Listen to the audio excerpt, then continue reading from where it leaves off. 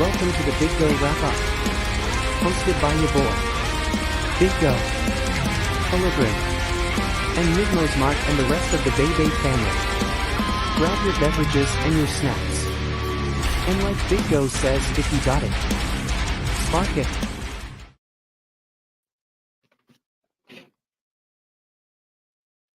What's up, everybody? How goes it?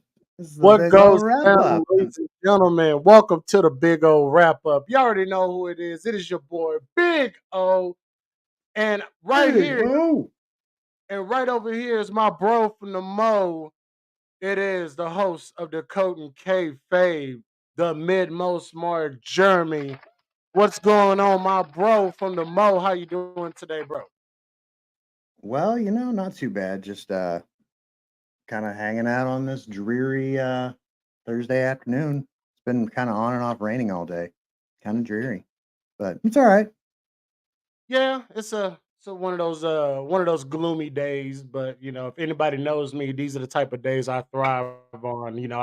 I tell people I'm like a Pokemon in this type of weather. I love this type of weather, where the rain and the thunderstorms and stuff, it just gives me energy and stuff like that. I love it. I really do, man. Man, I appreciate everybody for being here, man. Make sure you guys hit that like, press that bell for all notifications, subscribe if you haven't subscribed and share the content, man. And if you want to know anything more, there's plenty of other content on the channel right here live. We are sitting at over 1,000 subscribers, 1,024 to be exact. And I appreciate every single last one of y'all. I love all my subscribers, man. They call me Mr. 1K, you know what I'm saying? But it goes without saying, I couldn't have done this without any of you fine folks here in the resort here today, man.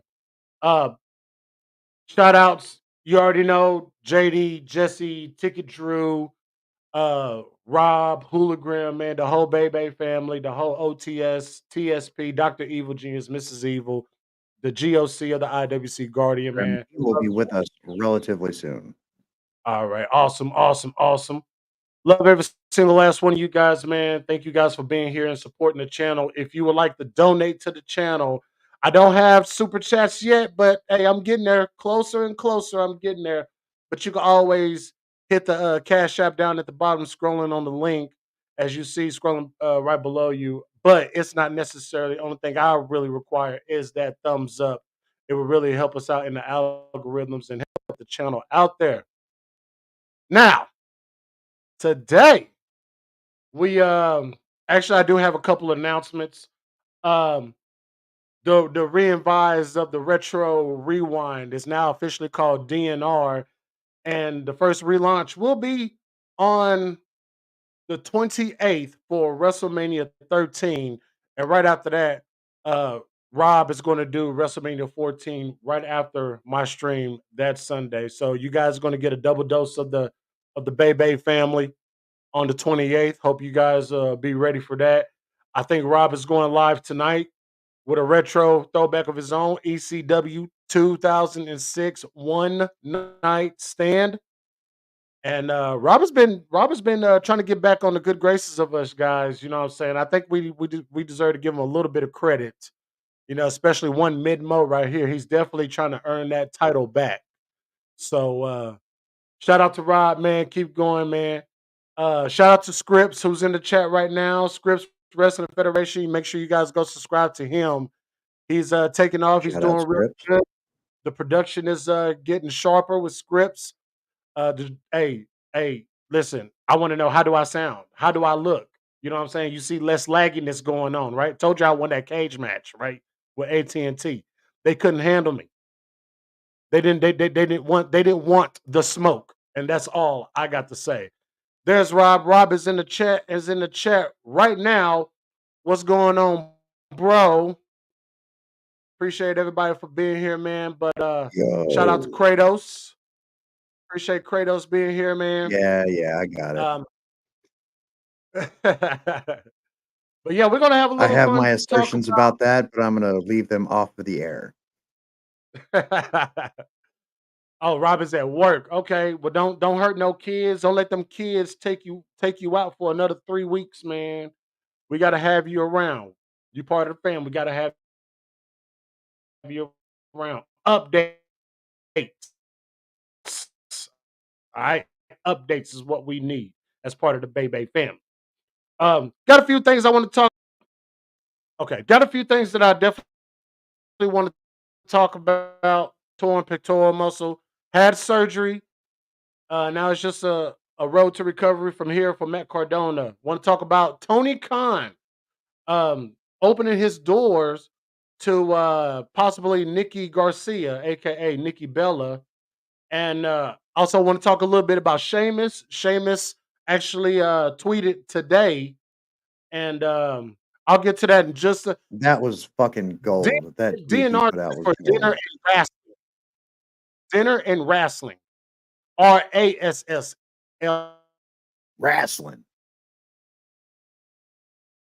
Dinner and wrestling. Because every time we do one of these little throwbacks, uh, you know, retro rewinds, we're always eating something. So so we might as well just call it dinner and We wrestling. hungry. We We hungry. very We hungry be hungry on when we Sunday. watch these You know what shows. I'm saying? Hungry. Sunday dinner. Sunday dinner. We want to talk about. I'm gonna talk about Sheamus a little bit and the remarks that he's been getting all on social media with the fat shaming and stuff like that. And there's a few things that I want you guys to understand about that. So we're going to get into that. The real reason why Roman Reigns is off TV, and it may not be what you think it is, but it probably is what you heard of, what you heard about already.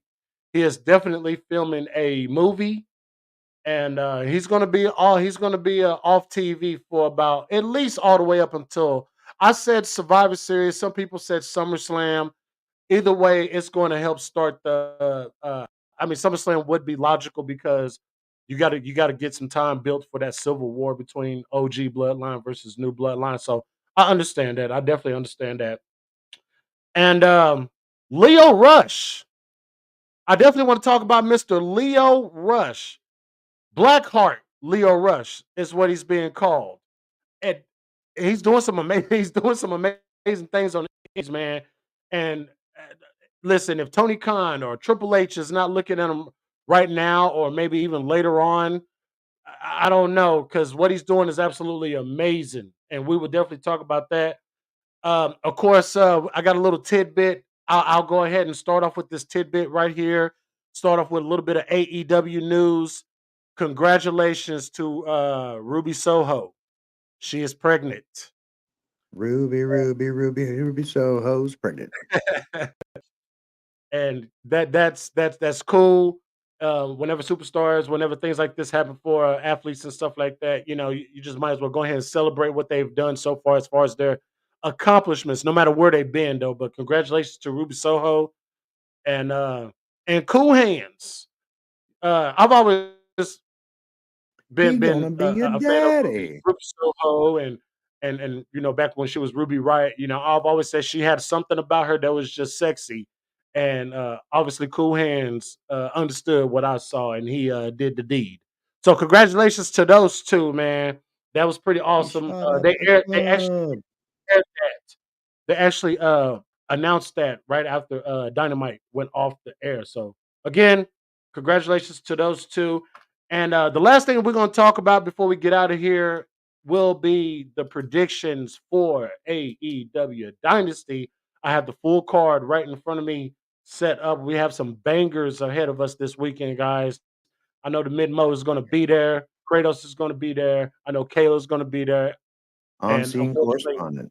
due to funny money and tragic events, I unfortunately will not be able to be there. But I guarantee you, I will wherever AEW will be at closest to me next time. I will definitely make the trip down because I got to start. I'm gonna start going to AEW shows a little bit more often.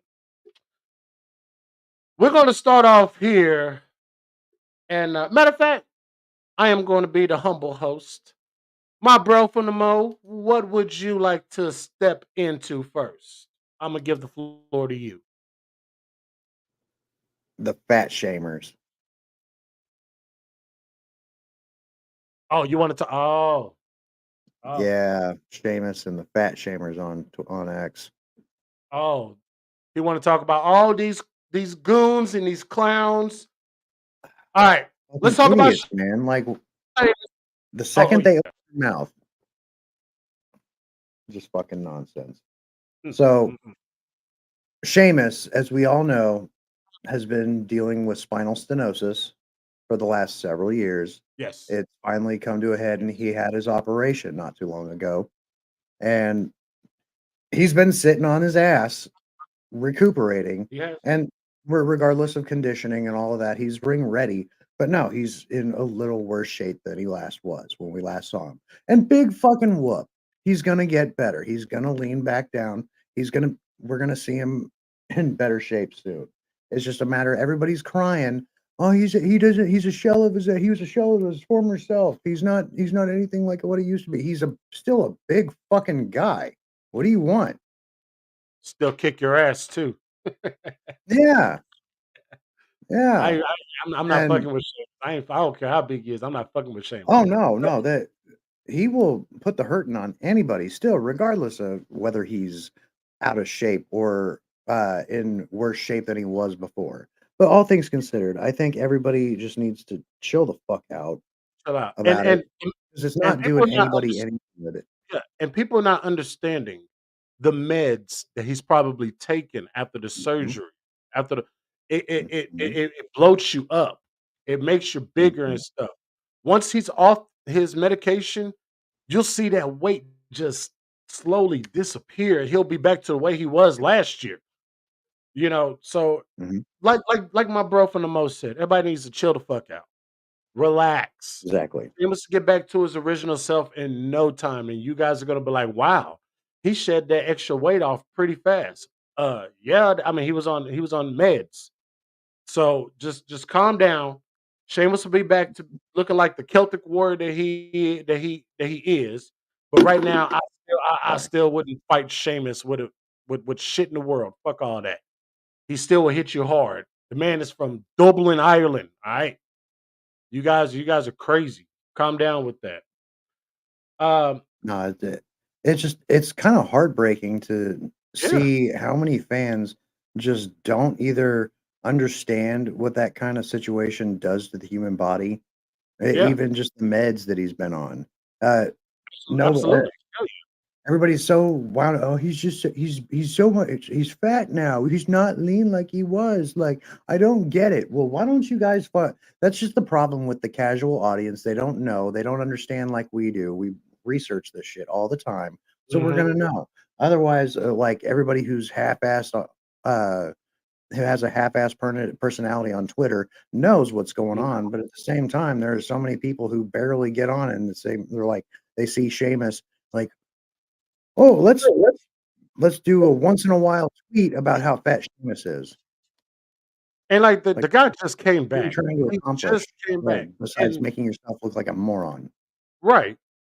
Like, the guy just came back. He tweeted this morning, and he said and he actually was I'm not even gonna say receptive of all the backlash that's going on, but he kinda just, like, adapt to it. Like, the people was calling him names, and he even came up with a few names for himself on social media this morning.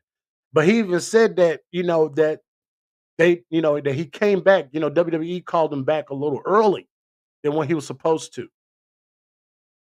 Like Sheamus is supposed to have another month Yeah, he off. got called up a little bit He earlier than got he would. called up a Luckily, little he was early. ready, but I mean, still, just not in the same physical condition he was. And I mean, it's Right, just your time.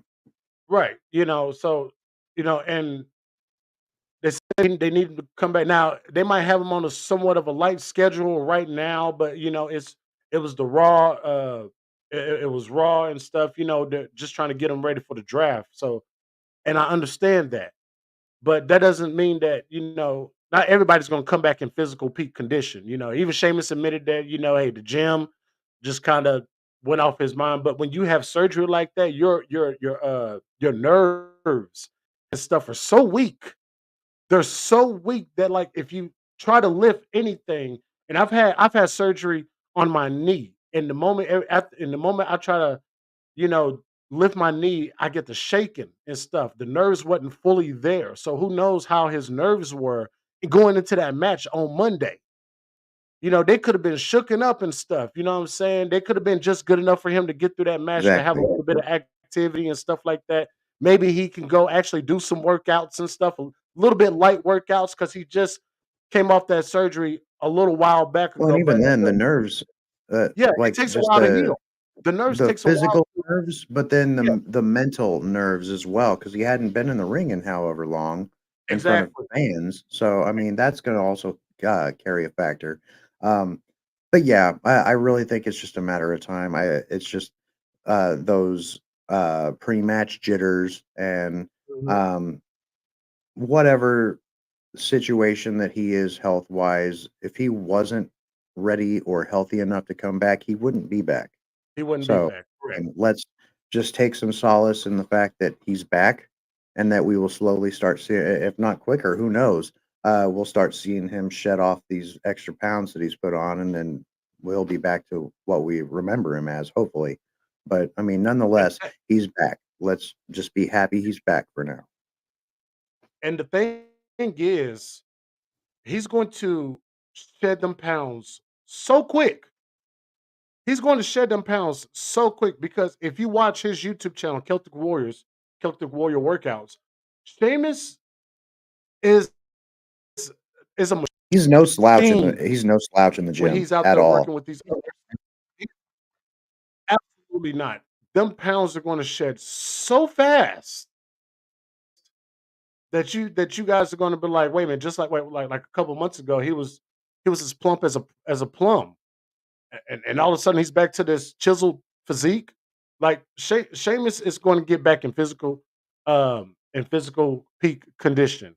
I'm telling you guys, you just guys got to chill out, be patient, give him a little bit of time, and Sheamus will be right back at it, competing for Intercontinental Championships or World Titles, whichever creative wants him to go, or should I say, whichever way Triple H wants him to go. I'm sure that he's going to have him in the right direction. Um, let's keep up the Agreed. WWE news. Talk about we're gonna talk Before we about move Roman on, Reigns. though, Clone Force had a question. He wants to know Yeah, if yeah, yeah, if yeah. we Let think me that let me Triple get H and to it real quick. WWE treat their talent like shit. Absolutely not. No, This no. era of WWE is completely different. Whether you want to go as far as saying that the sexual misconduct that was going on before was a factor or not, it's not now. And they've what's up, Hooli? What up? What up, who? Uh, It's a they if anybody saw the video of Triple H embracing Rhea Ripley after she had to relinquish their title, that is Hey, hey, not the was sign that of showing. before or after she went to the ring and relinquished it? That was after. Okay. Yeah, I want to ask that. Go ahead, continue. No, just if Triple H was the kind of person to treat people like shit, we wouldn't see wholesome moments like that at all. Facts. Facts. Facts. Man, hey, So Triple H Hooli, takes care of his roster. since you're just now Yep. arriving and getting with us on this these subjects, what did you think of the online discourse about Sheamus the last few days? I haven't seen any. Well, he's basically come back and he's They're saying he's fat, right? Yeah. right, fat shaming him. Because he got married and he's been healing for God knows how long. And when you get married, you grow a dad bod. That's just what happens when you hit middle age. So Yep. there was nothing about his physique that showed me a couple more weeks in the gym can't take care of. Right. And even then, Right. it's not like he looks so bad to me. Yeah, he looks thicker in the midsection. You can see that, but I mean, we're human beings. Right. Right. And like say, I I guess I was on the line as he had the surgery, and it's possibly the meds that's keeping him a little bloated like that. But Right. but you're also right about the whole marriage thing. You will instinctively get a dad bod. It just happens when you get It married. happens with time and age, bro. Absolutely, Al absolutely. yeah, and also, that's certainty. we have to remember Sheamus, he was on a grind before he left. He was one of the Yep. workhorses that was really Yes, he was. for a long time was one of the only things that was keeping people in the WWE game in terms of character interest. Yep. It's not like people are acting like he came out looking like Bastion Booger or something. You know what I'm saying? It's like Right. bro, he gained some weight. He even put out a tweet today saying, "All right, this is the last time I'll talk about it or whatever." He posted the photos that people were posting. One was of him in the ring, Yeah. photoshopped into a McDonald's, and Yeah. I saw that one. That's the one. He called himself Sheamus. Sheamus, right? Yeah. He called himself So he was Sheamus. having fun with it, but he said he honestly wasn't expecting to come back for a couple more weeks. So Yeah. they said they called him up Right. early. So I'm sure in a couple more weeks we'll see a more toned down, a little lighter in the midsection Sheamus. But at the end of the day, who cares? I was glad to see him Right. back. He's back. He's been He's sorely back. missed. That's all Like his we should care presence will about. be great having him back. So I hope they they get him in something substantial. Right. And I want to point out that all of the haters and people talking shit online, Sheamus handled all that like a gangster. He handled that, I mean, Kind class of like act regardless. case in Like, point, kind of like how you see my name change. right. Right. You can be an asshole and clap back, or you can have a little fun with it. And Holy again, there are periods where fans are gonna flock to one promotion over another based on the booking patterns. And AEW, like we've said, has been in a long kind of lull in how they've been booking shows, and it feels like they've almost flip flopped. And how AEW or in how WWE used to do their shows, and now because they've got the influx of all of this extra uh, the GOC of the IWC administration, is here. What's going administrative on, Guardian? personnel. What's up, Guardian? All these administrative personnel and people in the production areas in AEW now, most of them came from WWE, so they're basically following a format that they are used to, and it is just coming off and translating differently than we want on TV. It's very much WWE-esque under the McMahon era, and it's kind of disgusting. Yeah, I agree. I agree with you. I definitely do agree with you. But Clone. it's just one of those things because of all the people that and the changes in the evolution of the company. They want to be better and they aspire to have this be on this level. But when it comes down to it, all they can get, the only people that they can find to get them up to that level come from WWE. Yeah. Yeah, I never really thought of it that way, but that's pretty facts right there. Clone, yeah.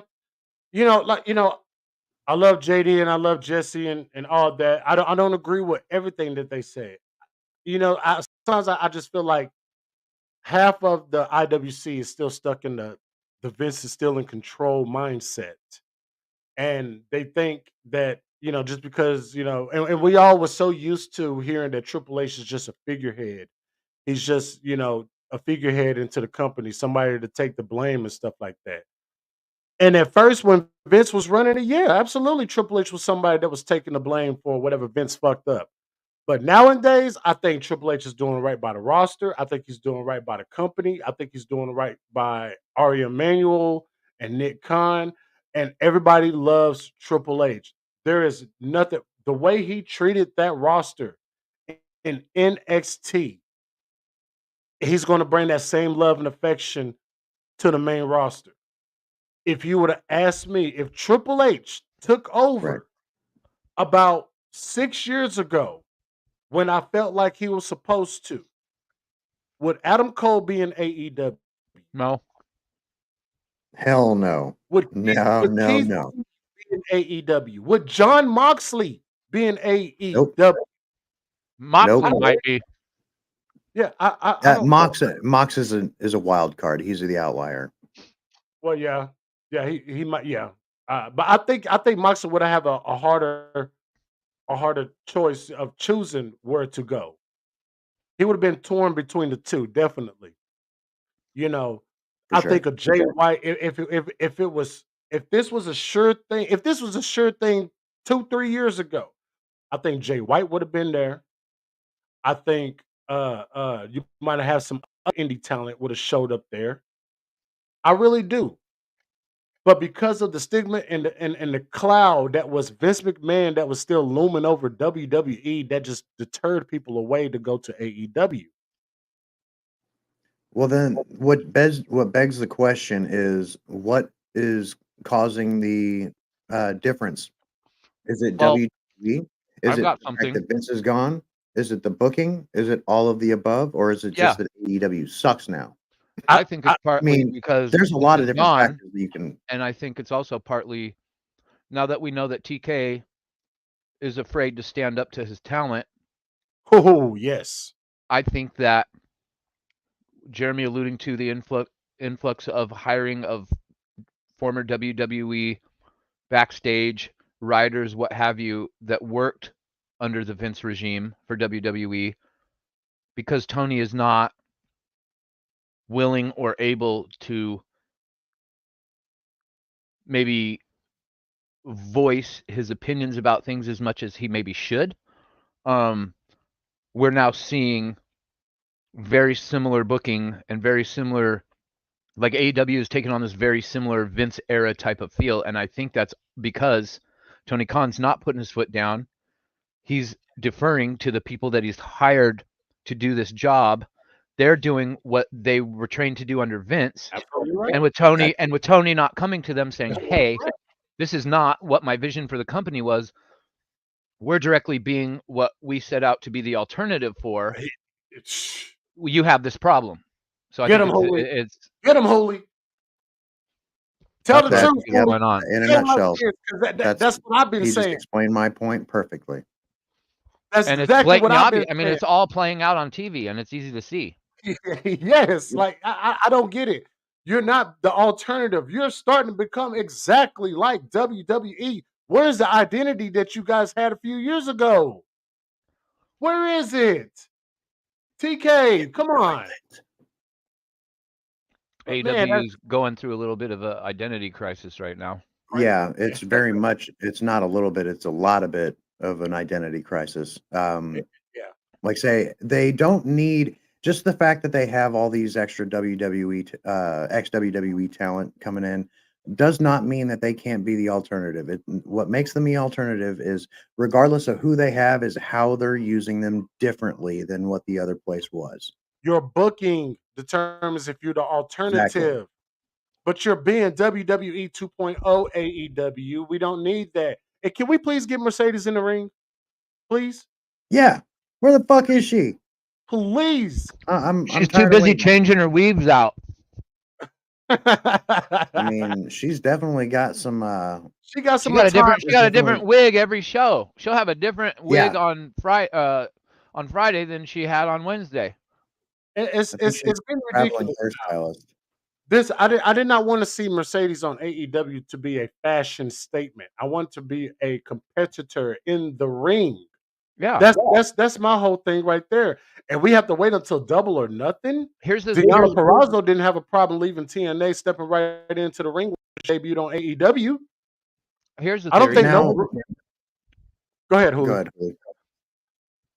So when Sasha Banks was contract renegotiating in WWE, there was a lot of chatter of the money Charlotte was making, who's the highest paid, who wanted the highest paid money.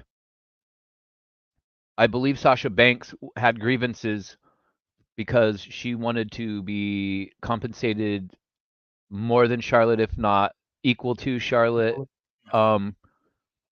Now we see her in AEW, and she's been on TV for a number of weeks, but not active in the ring wrestling. Now that could be because she's still not cleared to wrestle. I get that that's a possibility, but maybe her grievance is in WWE.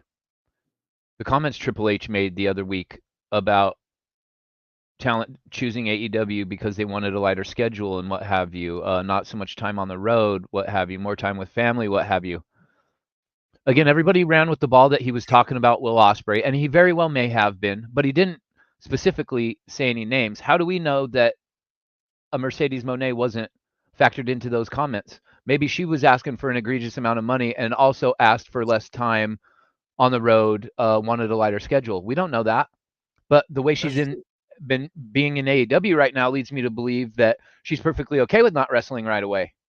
Thank you. Yes, it's like they're Maybe relying on her Triple H promo. was maybe Right. Triple H meant multiple people in that statement, and everybody at AEW is so hypersensitive that Yeah, they're it's kind of more of oh, a blanket well, the statement most instead of recent individual. allegations or the most recent story about somebody looking into signing with WWE and then choosing AEW was Will Ospreay. He's just the latest case in point.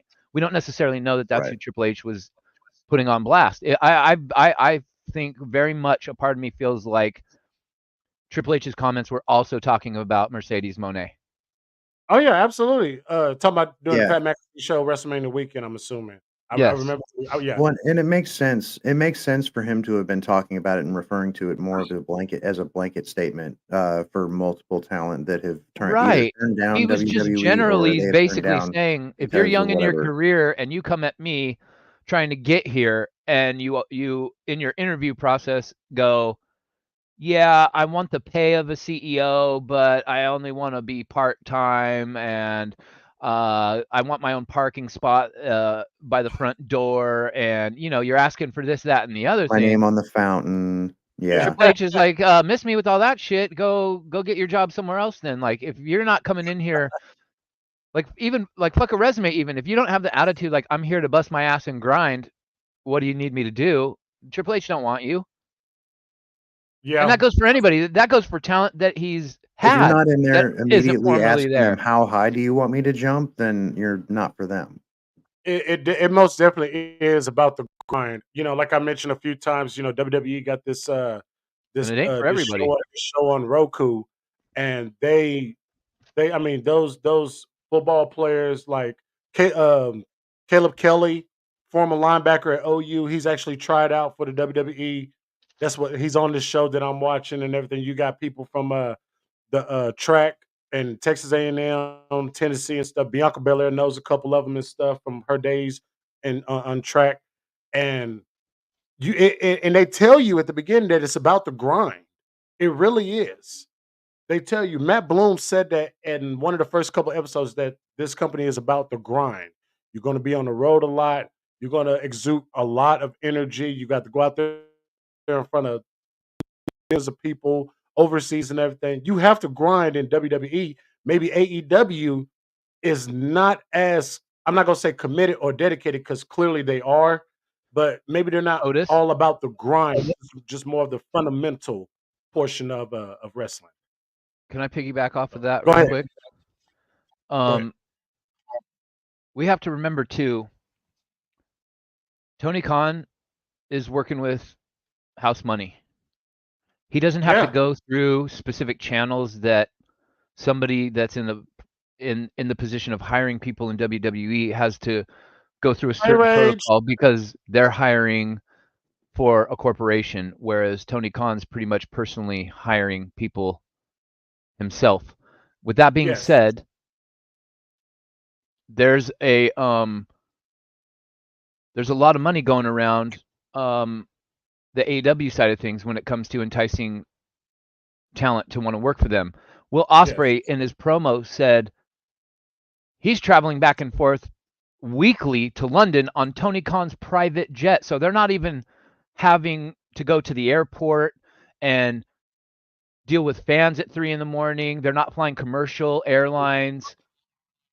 That's not happening in WWE. They don't get Vince's private jet to just travel back and forth to home because they decided to live in because they're from another country and Vince decided to hire him. Triple H has very well many times talked about the grind, and if you're not there, there's a reason why WWE says we're your family now. Do you notice that when wrestlers come into the company, I remember this with Bray Wyatt, but I really remember this with Corey Graves. These guys had relationships with women outside of the business when they came into the business.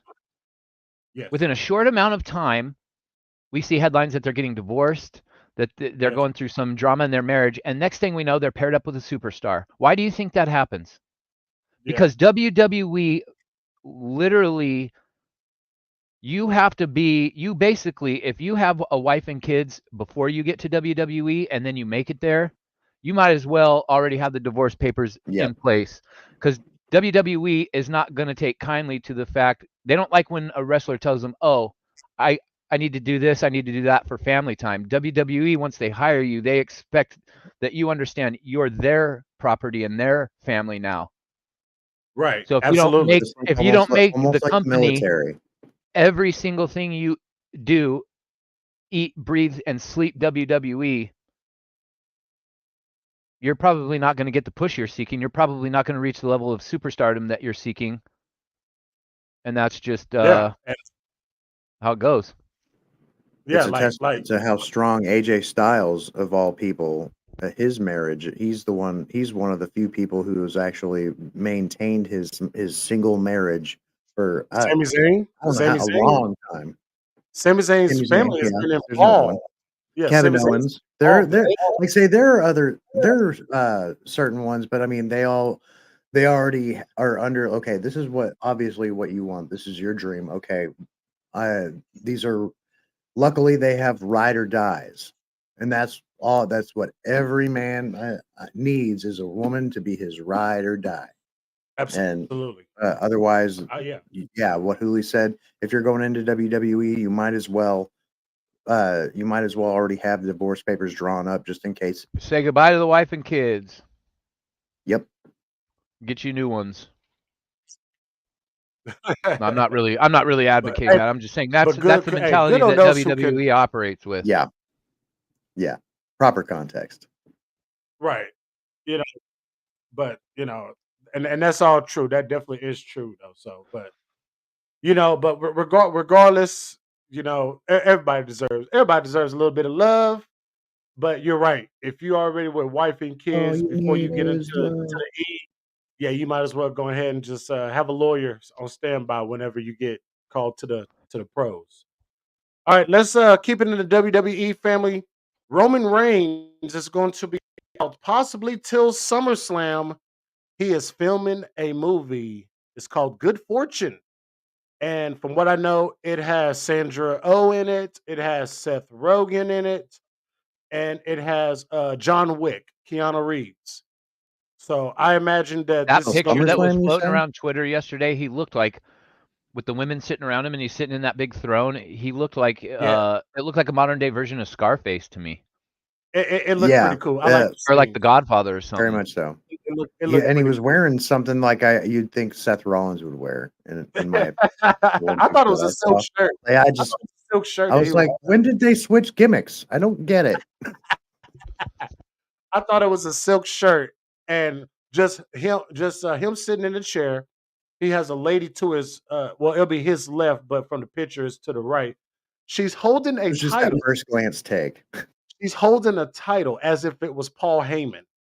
She's holding a title. I thought that was pretty cool. But he's going to be pretty much on set for the next 4 to 5 months. There are rumors saying that he's going to return possibly SummerSlam. And of course, that's going to kind of help kick off the Bloodline Civil War between Rock's OG Bloodline and Roman's OG Bloodline and Rock's new Bloodline. I've already predicted that Roman is going to help Cody defeat The Rock at SummerSlam, and that's going to kickstart that Survivor Series feud, which will lead right into WrestleMania when it's WrestleMania 41, Rock versus Roman. So, but I don't know think if it's going to be that simple. I corrected myself, dude. Interesting. I explained myself. I'm not advocating for people to get divorced. What are you talking about?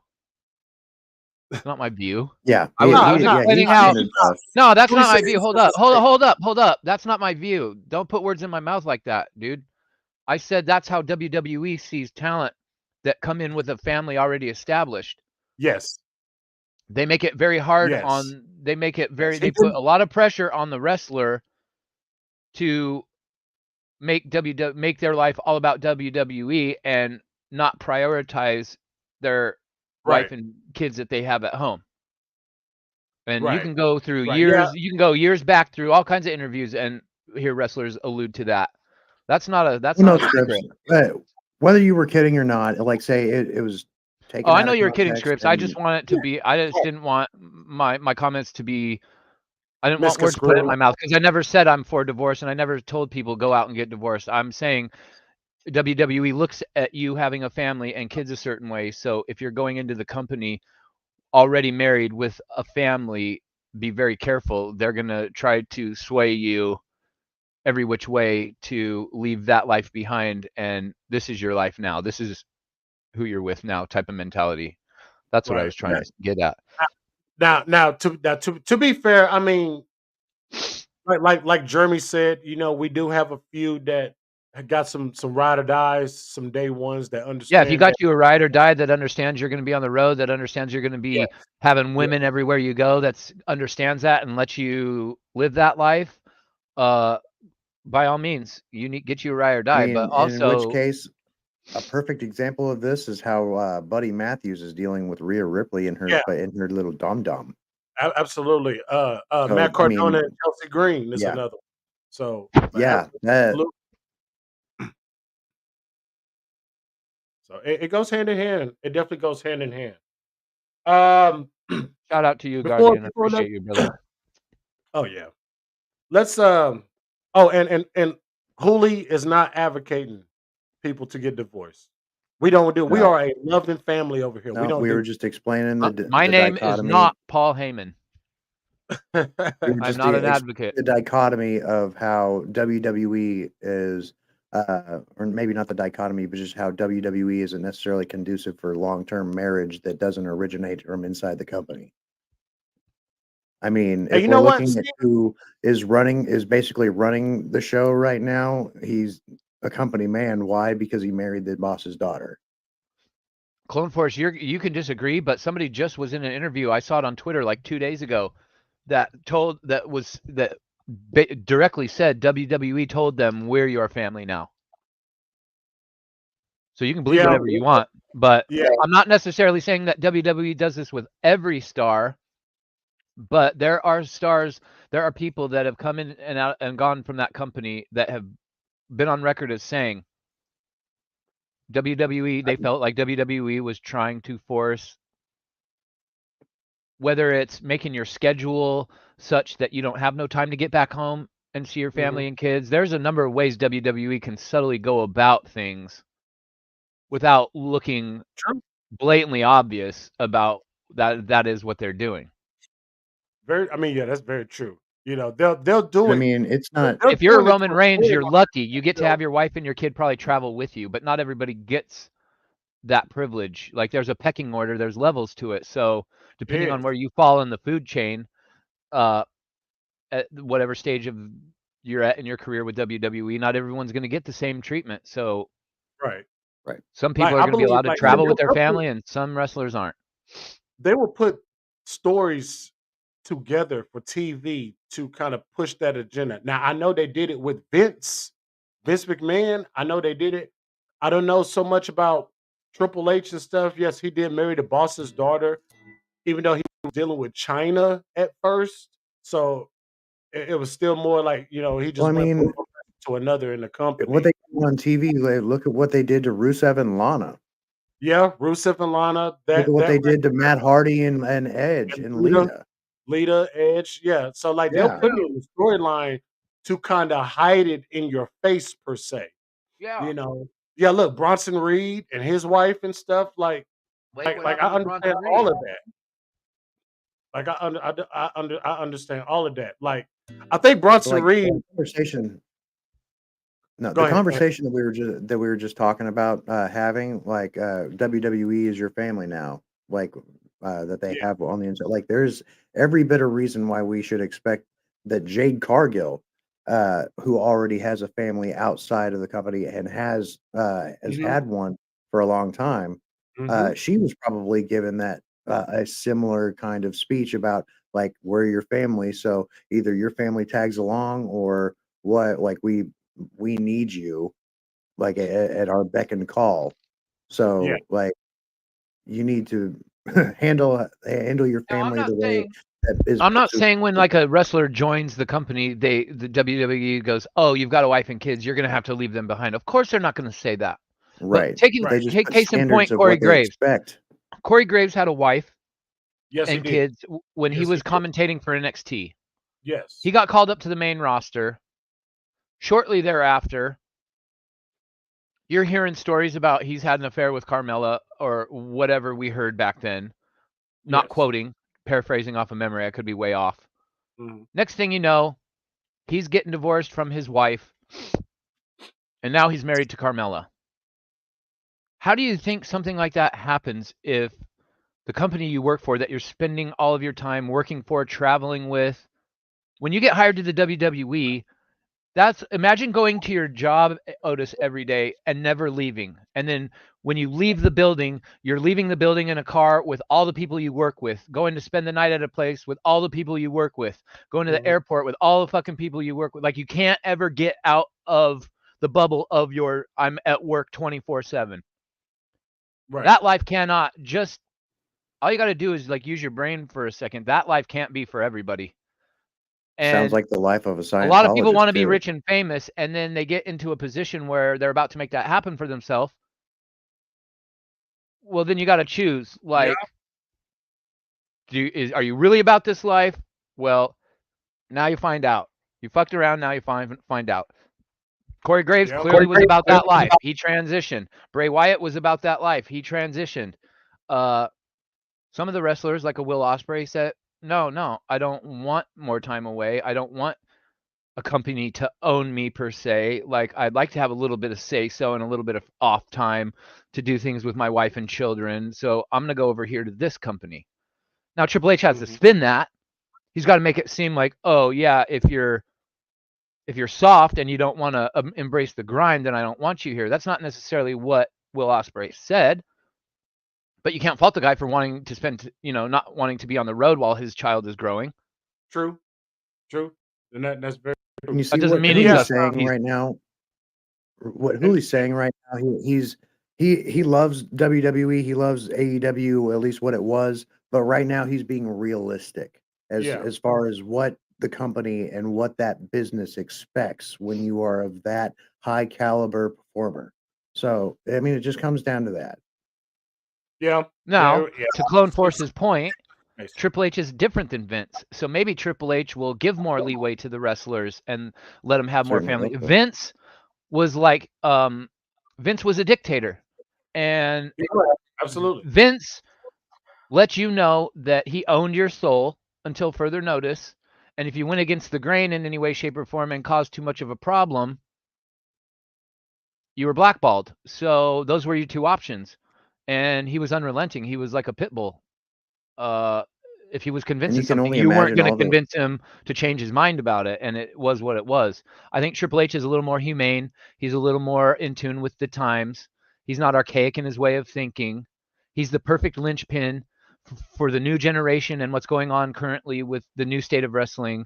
But he's also the connection to the era that we all grew up watching wrestling in. He's the tie to the old school. He's the link between the two worlds, which makes him the perfect person, in my opinion, to carry I things agree. forward with WWE from here on And to out. piggyback off of what Hooli was saying, like considering Vince is gone now and Triple H is in charge, just imagine, think about all during the Attitude Era and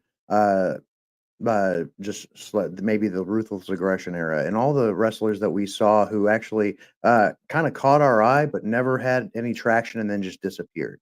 And whether we heard about where they went or what happened to them in the company or not, we never really know. A lot of these standards very much could have come into play, like they just weren't for the grind, like WWE thought, and gave them the axe. Like, I mean, it's always a situation. Like, think about the fact that Vince is gone and those standards were in place back then. Now he's gone and Triple H is in charge. All of those standards are kind of out the window. And so there's I mean, we're already seeing immediate changes, there's a better chance There's of more coming. for wrestlers who to thrive where they otherwise years ago might not have been in a place to do so.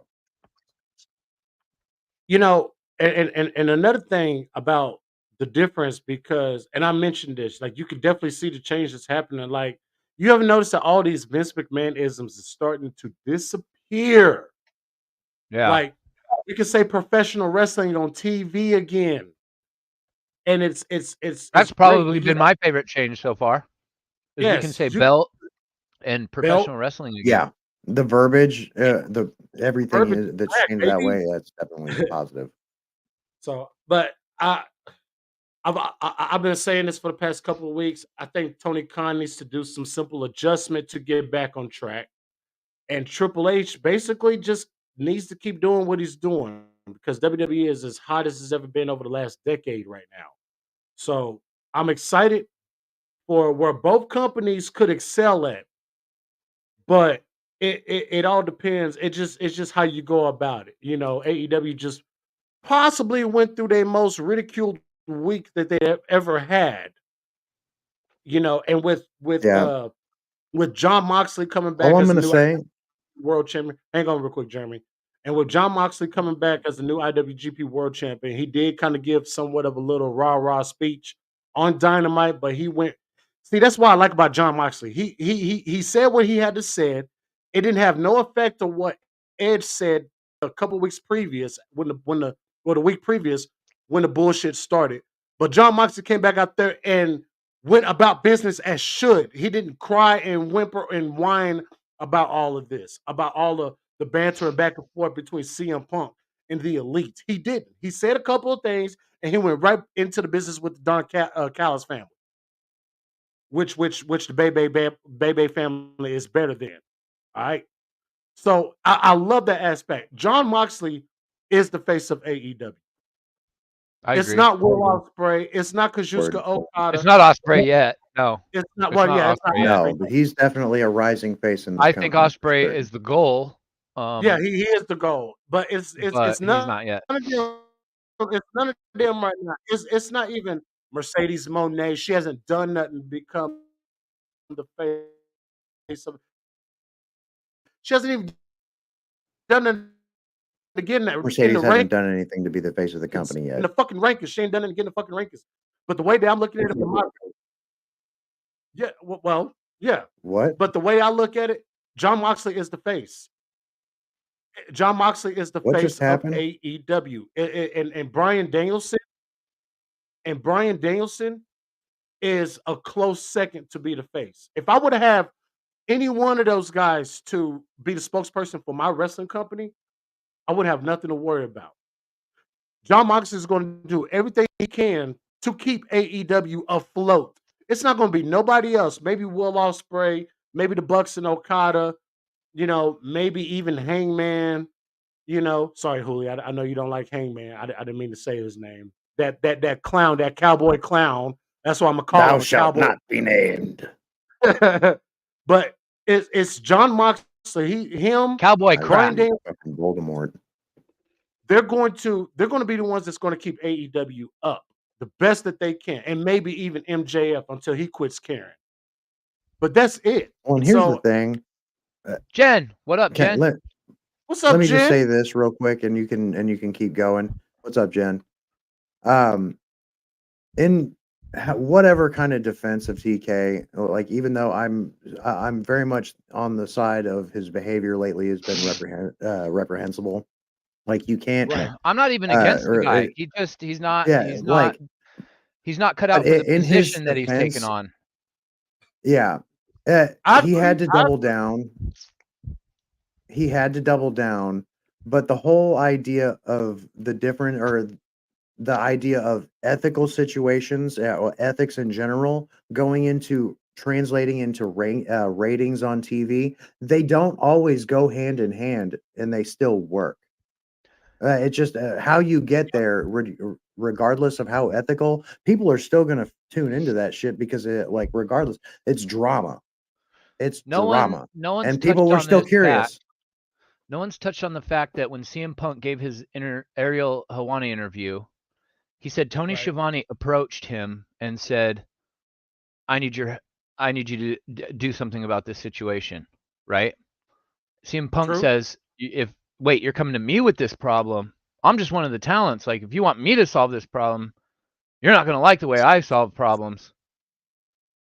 Now, that was a very telling statement to me because we then hear, well, prior to this interview, after the CM Punk fiasco and he's let go and whatnot, fired, whatever, we hear stories of TK hiring Bryan Danielson as for disciplinary committee. How do we not know that was because CM Punk didn't really go into grave detail.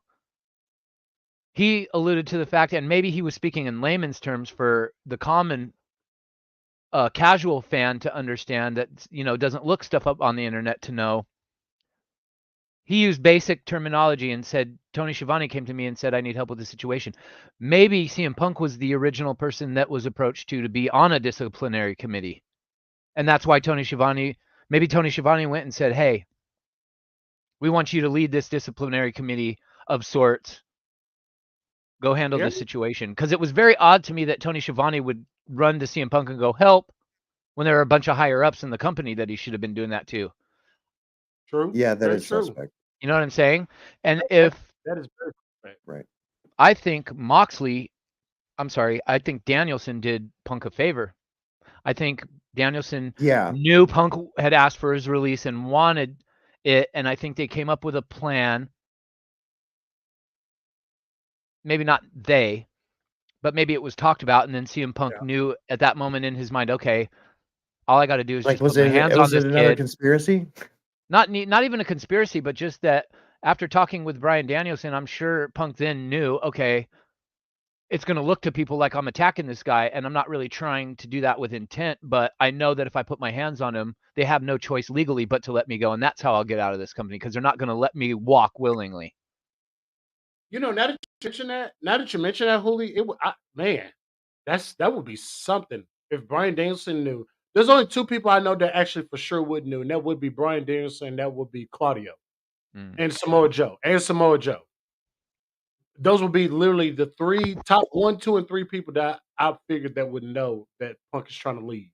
It would be Joe, Claudio, and Bryan Danielson, because they all know Punk. Why is there even a disciplinary committee, and why are you having members of your roster, the top guys of your roster? You don't think that's going to create dissension in the locker room? Appointing the top guys in charge to oversee the disciplinary actions of everybody else in the locker room is going to make everybody that's not a top guy already resent the top guys. Exactly. It's going to create butting of heads between top guys. It's blatantly obvious that TK handpicked the EVPs that got more status than anyone else in the company, including Kenny Omega, because Kenny Omega said the other day he hasn't had power as an EVP for 4 fucking years. And the company is 5 years old. Yes. What'd you announce Kenny Omega as an EVP for, and then silently strip him of his power for? That's just now coming out. But yet the Bucks are still EVPs. Did we hear one complaint from Kenny Omega's camp in the last 4 years? No. Nobody even knew he got removed as an EVP. And that was the same way with Cody too. Same way with Cody. It was quietly took away. Cody got his status removed, and he was like, I see what's about to happen here, and I'm going back to the place that I just been shitting on to help you guys build this place. So what does that tell you? Let that shit sink in. I'm out of here. I'm out of here. The place I hated that treated me like how they treated me, like Stardust. I'm choosing to go back there because I feel like at this point now I see the writing on the wall with what's going on here, and this is not what I signed up for. Like it started off to be the alternative, but now what it's becoming is the guys who just happen to know the right people and be there at the right place at the right time to get appointed in specific positions are now letting that ego that comes with having that sort of power get to their head. I think the Bucks are EVPs because if they wasn't EVPs, then maybe Kenny Omega maybe he relinquished power. Maybe Kenny Omega said, I don't want the responsibility of being an EVP. Like, I'm here to wrestle, and that's it. Well, he's there to wrestle, and he was also basically almost fully in charge of the video game. Right. Well, he was also directly there with the CM Punk incidents. He never once badmouthed CM Punk. He never once shit on CM Punk and said CM Punk went into business for himself. He made it all about himself. He's also not stood up for Hangman. I haven't stick up for his Young Buck friends. I haven't seen him stick up for Jack Perry. He hasn't stuck up for none of his boys that we all thought he was tight with. That's very telling. He's not stuck up for his boys, and he's not shit on CM Punk. So what does that tell you? I don't want to sit here and say AEW is a ticking time bomb with the roster. I don't want to say that. It definitely feels like that. Yeah. Because why aren't these Script says that so-called they are friends back with storyline each other? EVPs. Yeah, so I don't understand what's going on with the roster in AEW. I just feel like everybody just don't want to say nothing because I feel like everybody is probably going to blow up on each other. Like I said, look, I watched what Kenny Omega says. He is disappointed in the Bucks and Tony Khan for running that damn footage because he They knew what had he knew what the they had backlash was going to be. He that knew it. situation created a natural homemade situation that you could have turned into a monster money-making angle. Payday. They Payday. had We ain't talking about the candy bar either. I honestly believe had they just put their egos aside and Adam Page learned how to keep his mouth shut when he tucks and tapes, as opposed to whine like a little bitch. If they could have done that and CM Punk was still with the company, let's say everything plays out in WWE the way it did and Vince is gone and we have WrestleMania, Triple H is in charge, but do you think AEW is like the gap is so far like how it is now? Like there's barely people in the AEW weekly event arenas. It'll be I a don't lot. think we're seeing that if Yeah. CM Punk was still in that company and they Be a were lot. using that I storyline haven't. and they were all feuding with each other in some epic storyline in AEW. I think AEW would still we would have a different mindset about AEW right now. Totally. We do. We do. We are big that week. Just that 1 week and that just it set it like I said it last week. It set a sour taste. And when it comes to AEW. I still like AEW. But just running that footage Yeah. was such a distasteful move. Yeah, it was Very bad. They've made a number of distasteful moves to me in the last 2 years regarding the CM Punk But that's the situation that thing. has When soured you've my done taste some, on them. But wait a minute. Tony Khan says he didn't have a problem with it. It furthered FTR and the Young Bucks. well, Where? and that's the thing. Both Even teams though of which were not in any of that footage that we saw. So right, explain to me how exactly. this makes It sense. was just the fact that they were EVPs and they've got to deal with the stress of this whole situation now because CM Punk or because the FTR are best friends with CM Right, Punk. but how does a That guy is that's the no only longer connection there here. on camera And pushing a guy who's been suspended and sent to another company, Mhm. how is this furthering a story between two tag teams that weren't even in this fucking footage? Right. And then No, the I'm saying, IWC just goes, "Oh, okay, thanks for the explanation," and goes on without their day. Like everybody should wish that I had a media press pass, man. I wouldn't be getting invited to none of these events because I wouldn't even Hey, have to yeah, go you'd like be one I and wouldn't done, even my be like friend. I wouldn't even have to be like an extreme personality of like a JD or somebody that gets really animated and that people look at kind of negatively based on the reputation that they have. Right. I would literally go in there with my God-given brain and ask 2 or 3 questions that I know that nobody in the company can give an answer for. When I ask the question, they're going to be in a position, well, you either got to answer this or kayfabe it, and hopefully you have a kayfabe response on the top of your head, because if you stop to think about your answer for 5 seconds, everyone's going to know that it's not a genuine answer, It's a and then joke. you're going to Right. look foolish. So then Yeah, they're going to go, oh, that guy asked too many questions that hit a little too close Mhm. to home. He can't And come then back. and So then on top of I'd that, get one invite and that'd be it. and then on top of that, Julio, you got to think about it. The questions that you got to ask, people are going to be out there thinking that you might be a shield. So it's Right? like, look, I'm going to ask the questions, Yeah. like you said, I'm going to ask the questions that nobody thought about asking. There are those press junkets and media scrums are full of nothing but just shills. Mhm. I mean, And then it was a bad unless look to you me are for FTR because Cash comes out and he starts to shoot on the situation. I'm like, oh, this is about to get good if FTR's going off. I started thinking, oh no. I was panicked. I was like, oh shit, Cash better watch what he says because he might end up losing his job if he goes too far. That was how much of a shoot I thought he was cutting. And then Dax takes the microphone and completely backtracks and like does a 180 from everything that Cash is saying. He's like, we love clean up AEW and blah, blah, blah, blah. Clean He up. was trying to reverse it because even Clean Cash, up.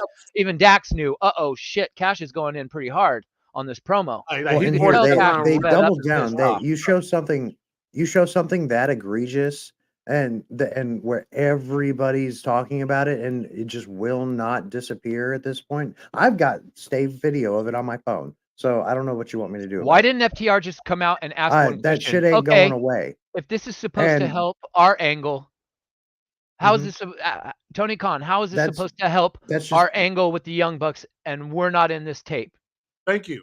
and exactly, and of course that's the whole idea. But the FTR whole didn't come to CM Punk's aid or this Jack is where Perry's I'm aid and try saying to break things up or try to instigate further and create a bigger situation. How is FTR and the Young Bucks names even being attached to this Jack Perry CM Punk footage situation is beyond me. right. Beyond me. I don't And think if what Tony Khan Scripps is have saying any. is true, if I Scripps honestly is don't saying think that that the they're EVPs and storyline only, if the Bucks aren't really EVPs, then this really then it don't means make no nothing. sense. It means nothing.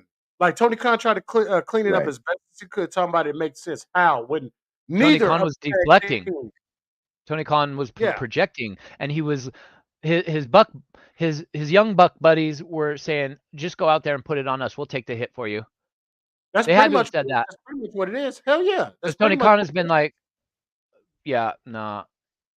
Just that's lit. little things, little tiny things. A little comment by an Adam Page here, a little make fun of CM Punk off a botched move off the top rope in the ring by the Young Bucks there. I thought that was Bush League. I thought Adam Page was Bush League in his comments about he's not there to take advice from the vets. He might not have said it on the weekly AEW show, but he said it in an interview. And little things like that. Just I don't hate AEW. I love Joe. I love Swerve. I Yes, love shoot, shoot. I'm drawing Sky a blank Blue, now. There's a lot of things to DMD, like. There's a lot of potential. I like a Jamie Kyle Hayter, Fletcher. I Kyle love Jamie Hayter. fucking top flight, MJF. Can't forget MJF. MJF, They got Okada. They got Will Ospreay. There's a lot in We AEW. love Don't get me AEW. We wrong. do love AEW, but it's just It's the the behind way the that scenes shit going on. the way that the main guy is handling business right He's not now handling is business. that's it. He's just not, and they think he And it's is. See, bleeding into the weekly product we're seeing on TV. It's affecting it, and it's blatantly obvious. If you have a brain, it is blatantly and obvious that whatever's going on, and that that's just locker room is not not what united. They are that's split, just and not they are what an alternative. there's no unity going on in AEW right now. There isn't. Everybody's seemingly out for their I think own. it's really clicky, if Very anything. clicky. And Britt Baker alluded to the clickiness 2 years ago when the CM Punk stuff started. She alluded in an interview to the clickiness or a comment on Twitter or something like that. She definitely did. It's a wonder if Britt Maybe that's why even she ain't wants to back. come back at this point. That's She probably can't why possibly she be tweeted. injured for 2 years. No, No, hell no. She no. actually did She's tweet been a taking picture of care of herself. Adam, but at the same time, like, you can't help but wonder, like, she doesn't have any creative whatsoever, and for how long? And maybe And she then stated, unless again, there is something substantial for me to be a part of, I don't need to be a part of this weekly nonsense that doesn't mean yep, nothing in the end when we're hot shot 50-50 booking matches and shit like that. Well, there's no point to what's the point? I'm going to come out here every week, cut the same promo that I cut, and everybody's going to be tired of seeing me just like they were. Why would she want to repeat that for? And then you know, and then Tony Khan expect us to just kind of move on. Like that's gonna keep a stain. Like he just wants us to move on from last week. Everybody wants to move on from last week, which is basically going to segue into my next AEW story. That Tony Khan is actually to get us to move on. He's actually trying to and he's actually not in talks, but is open to having Nikki Bella show up in AEW. Oh, excuse me, Nikki Garcia. This Have her is show up. where everything is going completely off of the Casey Jones freight train rails, man. Like, What in the yeah, I'm holy not. actual Nikki mother of Bella, flying blue fucks is happening? If we're is that a real thing? that is a real discussion. Allegedly, I saw something saying that the question was posed to him. He's was willing to posed- hire anybody with a name that had value in WWE. WWE, at least Clearly. little value in WWE. Well, you're- isn't it convenient that the Garcia twins are disgruntled at WWE for not making them. They're not bringing the. Did you notice? Did you see the Bella Twins at WrestleMania 40 at all? No. Nope. They've really kind of been. Backstage, though. I Have they didn't hear been they. blackballed? Have they been blackballed? They weren't at the Hall of Fame. They're not in anything that WWE does that recognizes the past. I haven't seen the Bella Twins in anything WWE related in a number of Well, I'm years. wondering how much John Laurinaitis had to do with their push. That's a good question. I mean, we usually see them on I TV. mean, that's a good question. That's a great question because You I usually see mean, them I on wonder if TV. John Laurinaitis where being their father-in-law has something to do with why they're not brought around. that Absolutely. point in fact.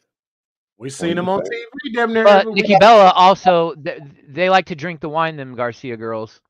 And Nikki Yeah. she's had no problems voicing opinions recently about WWE not being Yeah. a part of any callback, throwback stuff that WWE has done recently, recognizing the past. Right. They feel kind of like left out, and that's made them feel some type of way, clearly. But the answer is definitely not to go and get on TV in 2024 for AEW. Please, God, no. No. Man, Don't do it. I for one hope that it doesn't happen, but if it happens, I mean, what are we gonna do? I guess the only thing we can do is change the channel, I suppose. Change the channel, but I mean, at a certain point, like be respectful, but just voice your opinion. I do not want to see this on my television. I love this company. Why are you doing this?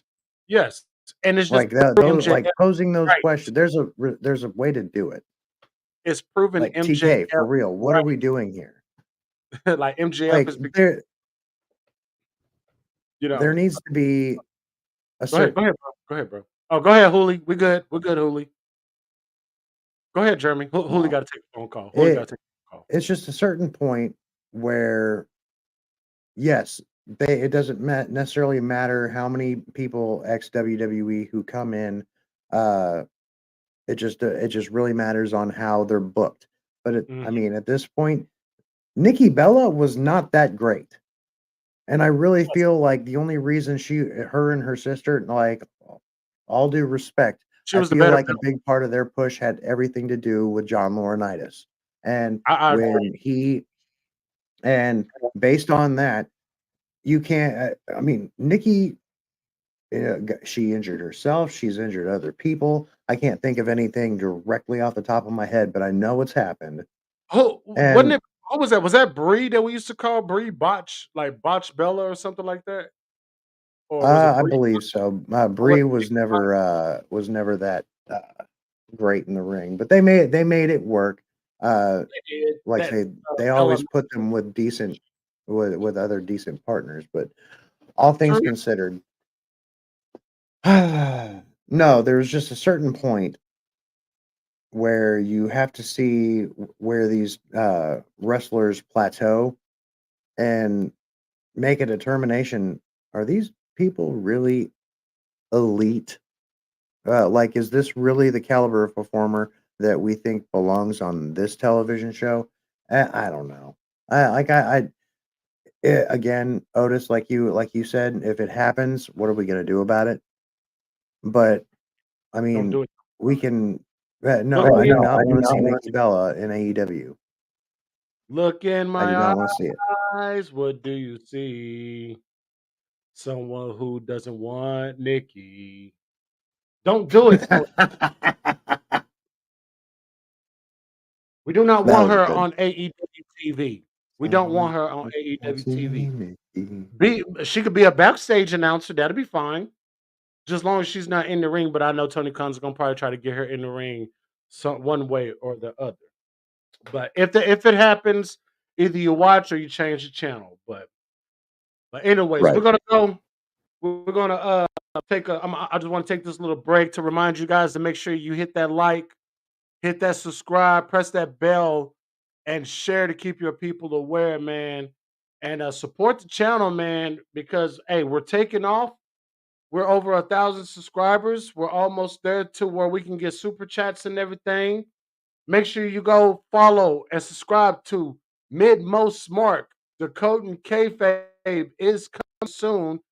And if you guys would mind taking a gander at his little tagline right there, just a little message for you guys right there. My bro from the Mo, if you would like to explain what you got right here before we get back into our last little story, before we get into our AEW Dynasty predictions, go ahead. The floor is yours. Oh, why? Thank you, Otis. No, well, I have an extra ticket, obviously, as it reads.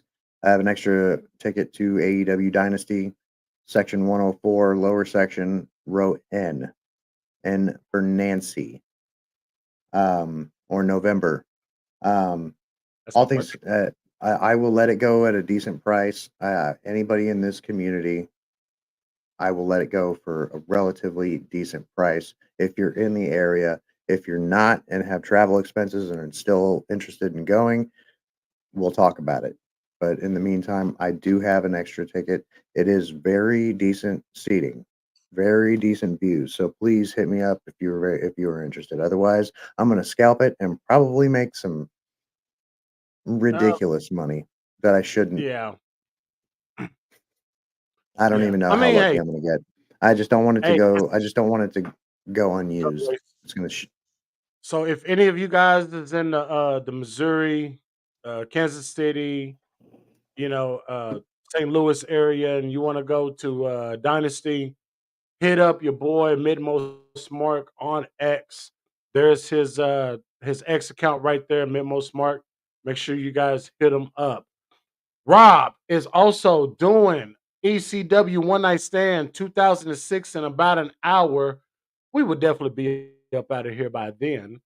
And he is doing a watch along. I will be over there. Unfortunately, I still do have to go to work, but I will be watching it and hanging out on my way to work and doing work. So I'll be there for the whole for the pay per view.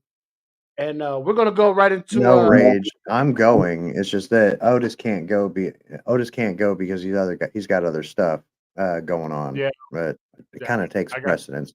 And Kratos is that going, got but his family cousin and stuff. couldn't go. So we're just trying to find somebody else that might want to go and have a decent seat for the dirt in this community. Yep, So yep. Make sure you guys hit up the Memo Smart if you want any more information before Saturday. Before Sunday, Saturday the latest at least. So hit them up, guys. Hit them up. Back to this last story before we get into our dynasty predictions. Matt Cardona suffers a torn pectoral, had successful surgery today, and now he is on the road to recovery. He says today, surgery done. The road to recovery starts now. Thanks to all who have reached out, send their well wishes. Thanks to his wife, Chelsea Green, for being by his side. And thanks to the doctor for fixing him up. You can't kill me. I'm already dead. That was by Matt Cardona, Mr. Woo Woo Woo himself. So I Indie still believe that God. Matt there's you know what? There's no doubt right now, Matt Cardona will be in the Royal Rumble. That's when he'll be back at the Royal Rumble next year. This is You think so? it's bittersweet. It's bittersweet because it takes him off of the TV, the indie scene. I'm pretty sure they're going to work out the contract between now and the Royal Rumble. I think because of his injury, the surgery, he'll be back in time for the Royal Rumble. He got the same injury as Cody did. Cody was out.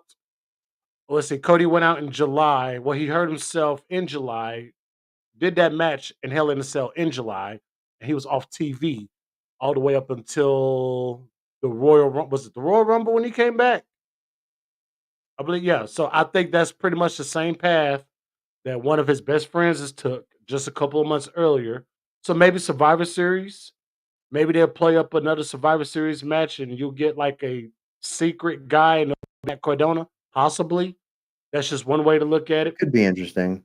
It Just could in definitely be something interesting. to help pad Cody's record.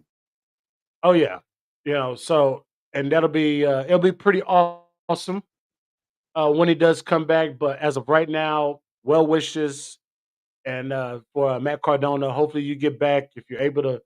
if you're able to hear this from us, Matt Cardona, Mr. Indie God, please have a speedy recovery. We can't wait to see you back in the He he's got his ride or die with him. He's fine. He does. He does. In the meantime, she's going to Chelsea Green. in the meantime, she's gonna continue to I don't know about you guys, but I like Chelsea Green. It's just something about her in the ring. It's almost comical that I wish it's they would bring back. I wish they would actually really do the hot mess on a grand scale. If anybody remembers that gimmick oh at originally, TNA. Was that TNA? yeah, I want to Yeah, see the original hot mess on a grand scale. Yes, that would be please. awesome with the makeup and everything. That would be awesome. But shout out to Matt Cardona. I want her to be coming out in a wedding dress, in like a tattered wedding dress every time with her hair in shambles. Just that bridezilla who's just been consistently going berserk.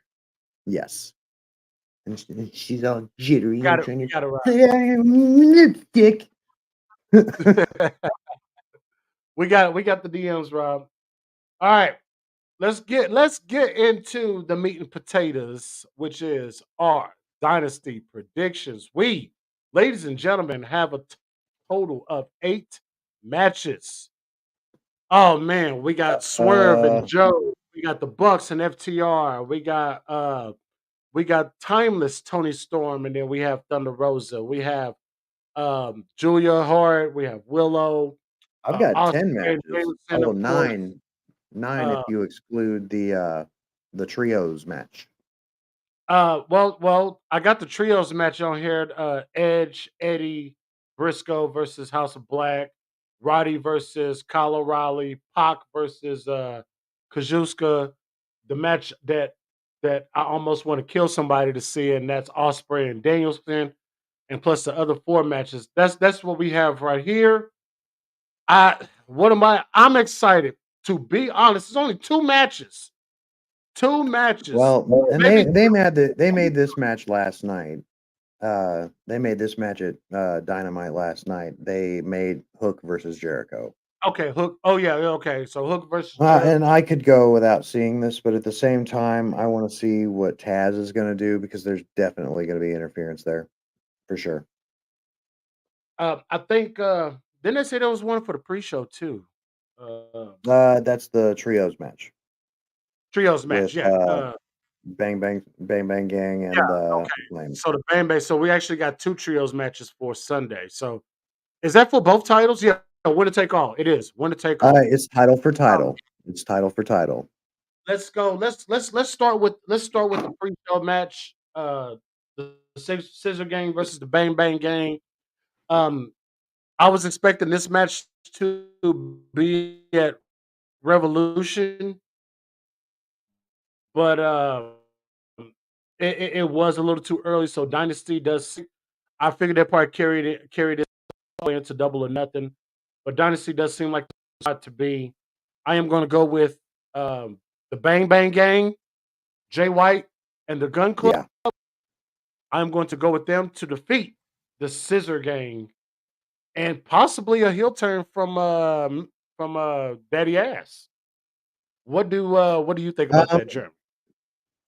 I mean that's a fair assertion. Daddy Ass having a heel turn. Yeah, I was gonna say with the push that Jay White and uh the Jay White hasn't really been getting. Like, yeah, he's got the consolation title with the pre-show spot.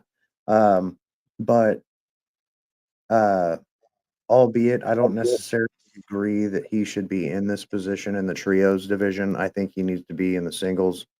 But um given how stacked the singles division is right now, like I can understand why they're probably slow burning him on the trios division. But no, I'm gonna say the Guns and Jay White as the Bang Bang Gang Bullet Club Gold is going to prevail over the Acclaimed and win the AEW trios titles in addition to the 6-man ROH titles. The Bullet Club Gold. That's what I'm going for. There will Who be no unification. Yeah, Oh, that's who what.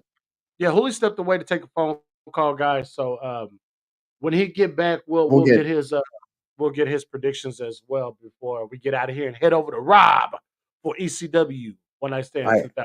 actually mentioned last night in the chat in OTS that there were people were talking unification and whatnot. Why are we trying to unify titles if we're keeping ROH alive? There If you go. ROH is to be alive, That's a they're great going to question. have the 6-man titles. So why are we trying to unify titles? It doesn't make sense. Jesse actually highlighted that, and then basically the whole argument. The Undisputed Undisputed Trio. Trios belts confirmed. I want to see this then. All right. That's interesting. I will. Yeah, I'm gonna check it out. Where I'm gonna did you check hear this. about this? Yeah, state your source, Rob. State your source. Where's your source at, Rob? Don't be throwing out We'll, bullshit information either. we'll get back to it. We'll get back to it as soon as Rob let us know where he got the info from. Let's go to the top of the hour. Oh, Really? rumors of a trios title coming soon. Assuming those belts don't get vanished on Dark, who could it? Okay, never mind. That was from.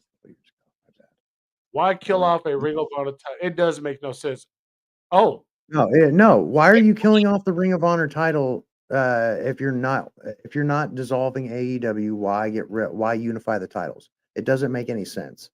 And so that's why I'm saying title for title is another thing that maybe down the line, like perhaps that will be the thing that they want to do. But right now, the only thing that I'm seeing as far as a unification for the belts was back in 2022. And that was before at May 7th of 2022. There are rumors of a trios title coming soon, and this is before the trios titles were even around. So, albeit, I really think we just need to we need to cool it on thinking that Ring of I mean, Honor is we'll just have to wait and see. Maybe they'll surprise us. So I mean, no. hell, Triple H surprised us with brand new tag team titles on Monday. I know there was rumors about it, but that was like a few months ago. Everybody had Well, and forgotten here's the about it. thing: he just put out or released the new ROH 6-man titles. They're brand fucking new. They look awesome. Yeah, they So, do. I mean, if that's another thing, why are they going to make brand new titles just to get rid of them during unification? Tony Khan's just spending money, isn't he? I Yeah, mean, if we're gonna he's head to shit, he's the got the money. yeah, absolutely. But sure, he just want to spend it. I guess he's just flexing a Fight. little bit, just flexing a little bit. Look what I can do, look what I can do. All Wait, right, hold on. He basically was like, got the Stewie. Look what I can do. all right, we're No gonna real hit the top of the hour competition. for AEW Dynasty, a match that I think is going to kick off the show. You want to kick it off hot, but not too hot. And I think it's going to be Roddy versus Kyle O'Reilly for the AEW International Championship. I think they may start up the show, or it may be Timeless Tony and Thunder Rosa. I'm not 100% too sure, but it is a world Okay, champion Rob, match. you're gonna have to share your source because I can't find But it. but I'm going to start with this one: Roderick Strong versus Kyle O'Reilly for the International Championship. I do not want to say Roderick Strong is going to lose this title right away. I do not want to say this. He just won it. No, Not that no, he just won it. So I think it's going to be no, a he's good not match. gonna lose it. This is actually I one of the agree. matches that I'm looking forward to. So Yeah, same. I think Just the fact it's that going to be their history alone, like I remember them wrestling Imperium back when they were still around in NXT. Like yes. I remember them wrestling Imperium and a few other tag teams, and just that together they were awesome. And so if they're used to working that well together as a team, just imagine what they're going to do as opposing forces. So yeah, and I'm going to say Roderick Strong retains as well, just to keep the story going and to build him as a champion for sure. And I still want to know what's up with Undisputed Kingdom, but I feel like it's going to tie into the story with Undisputed Kingdom and Kyle O'Reilly. Especially when we get Bebe back on TV. Yeah, exactly. That was my next point. As soon as Adam Cole's back, it's going to make a lot more sense. I talked about it. Timeless Tony Storm versus Thunder Rosa. Do we see a new women's champion? Do we see a new I don't know. W women's Yeah. champion? Let's think about this How real do you quick. feel about it, sir? Thunder Rosa never lost her title. She relinquished it. And I know it's about a little over a year in the past, but still, she never was defeated. She never tapped out to lose that title. Tony Storm, she's been absolutely what her moniker says, timeless, doing a great job with the AEW Women's Champion. I can't remember. I don't remember how long she has held that title, but she has done a wonderful job. If you got somebody like a Britt Baker or a Jamie Hayter on their way back, it might be time to crown a new champion, debut either one of them at Dynasty, and start that feud going into Double or Nothing. Well, maybe. So, with Sorry. the at risk, as much as I love my girl, Timeless Tony Storm, I'm going to say we will have a new AEW Women's Champion, and her name is La Mera Thunder Rosa. How do you feel about that, my bro from the Mo? Uh, well, I have nothing but agreements about the length of Tony Storm's run and the things that she's done with the title. She's definitely created herself as a viable uh, reincarnation of herself, and I love it. I uh, love it. I do. again, yeah, what they're doing, what they're getting ready to do with this whole Mariah May story is another thing, and it's gonna be a transition after. Yes, Thunder Rosa is likely going to take back what was rightfully hers that she never really lost. My only fear, and maybe this is only because she was that hurt when she was champion to begin with, is Mhm. that everything is just going to fall flat again because like um we see how whenever the babyface finally gets the title that they wanted back or that they were seeking back, and they get that gratification and then it goes nowhere. Like that's what I'm afraid of. Yeah, I don't. That's the thing about all of these wrestlers, both men and women, that you see and get used to, and you enjoy what they're doing. You don't want to see them. You don't want to think of them as a transitional champion. You don't want to true. think of as something that, like Joe, for instance. I don't want to see him as a transitional champion, but I mean, in the length of time, grand scheme of things, he's held the title long enough to where I'd be happy if I'd be okay with him dropping it. But Well, yeah. that's a little bit early. But no, ultimately, I think Thunder Rosa, yes, she will win back her women's world title. I do think so. And it's not that I'm hanging out with TK. Um, I'm not even going to sugarcoat and sit here and say Tony Storm has done everything she possibly could with the AEW Women's Championship, but I'm just thinking more of who's coming back, who's going to fight their way to the top. You might as well put the foot in the mud right now. And I'm looking at Britt Baker and I'm looking at Jamie Hayter. I do believe one of them will come back and target whoever the champion may be. I just think it'll be Tony Storm. I mean, I just figured that it'll be Thunder Rosa because Britt Baker is going to come back a heel. Jamie Hayter, she may be a face, she may be a heel. I don't know. We never did get that actual breakup between Jamie Hayter and Britt Baker. So there's no telling how Jamie Hayter is going to return. But regardless, you're going to need a baby face when they do. And I think Thunder Rosa is that. Unless if you turn Jamie Hayter babyface, you can have her attack Tony Storm to retain. So, after Tony Storm retains, so that would be a story. That would be a story that you can go about it with that. I don't see it happening with Britt Baker. Right. Like Britt Baker being a babyface is not in this universe yet. She came in as a heel, she left as a heel, maybe a tweener at times, but she's stuck more to me as a bitch. Not saying that disrespectfully. We love you, DMD. Hi, Britt. How you doing, Britt? Hi, Britt. But we're saying that because she was a good heel. Just like what we're saying about Mercedes.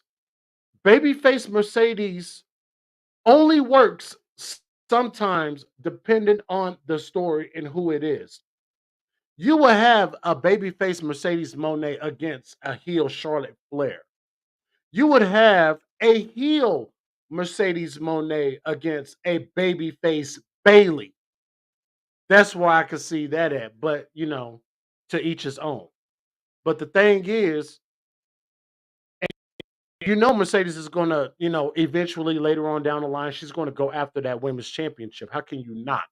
She'll probably end up being the first woman in professional wrestling to hold the WWE SmackDown, WWE Raw, the tag team champions. She's gonna be the NXT the NXT Women's Championship, the IWGP Women's Championship. I think she held the Stardom, one of the Stardom championships as well. And then to have her come in and hold the TBS title and the AEW World title, she will be the first to do that, in my opinion. But I'm going to go with Thunder Rosa to defeat Toni Storm. I think Toni Storm has, as of right now, done everything that she could, especially with her gimmick. And it might be time to go ahead and just put Thunder Rosa over, because let's face it, she fought her way back to get back in that ring. Right. And I think she deserves at least a very good run with that title. At least one Right. solid And run. even then, to add to what I had already said, I'm sorry to cut you off, Otis. No, the whole idea that Toni Storm has done all that she can with this title, this is Right. only circumstantial based on the Yeah. fact that there's not many, like she's basically beat everybody that is in real legitimate contention for it. Now, based on other wrestlers coming back, Jamie Hayter, she comes back, she would be a shoo-in for that title. And Yes. like if it were to just happen on Toni Storm's reign, that would obviously be more that she could do. But based on that, Yes. we're kind of at a point where, okay, like we've done as much as we can, at least for this point, that's going to be that impactful. Let's pass it off back to Thunder Rosa and see what she can actually do this time that she's not hurt. And So and correct me if I'm wrong, my bro from the Mo, but didn't Jamie Hayter not lose that title either? Or did she legitimately lose that title? 'Cause I she think did legitimately lose it, but she was also hurt, and so she just okay. dropped it during the match. Okay, I was just double checking, just wanted to make sure, because I thought she probably vacated it because she was injured. I know she was hurt, but I didn't know to the extent to where she had to vacate the title. She just went ahead and went and dropped it to somebody, and then went on about that. No, So she didn't that's cool. That's cool. relinquish it. No. Okay, all right, that's cool. That's cool. And Jen, speaking of the TBS championship Stand by, match, Otis. let's talk about it. Julia Hart versus Willow Nightingale. Okay, all right. Oh, did I black out? I blacked out. Oh, I blacked out You're for a minute. back. Okay, there we go. I blacked out. There we go. All right. So the TBS So as championship. far as I can tell, you're talking I about like the TBS championship, Julia Hart versus Willow yeah, Nightingale. Got you. I like Julia Hart. Yeah, I like Julia Hart. I love her entrance. I love the House of Black's entrance. And I like Julia Hart. I popped when she won the title.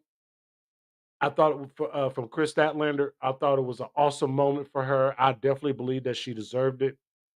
She hasn't done much with it. Willow Nightingale, I believe she will bring a presence to the TBS championship. I believe she will be a fighting champion. And I believe Willow Nightingale and Mercedes Moné is setting up up for a championship match at Double or Nothing for that title. This will be a transitional championship.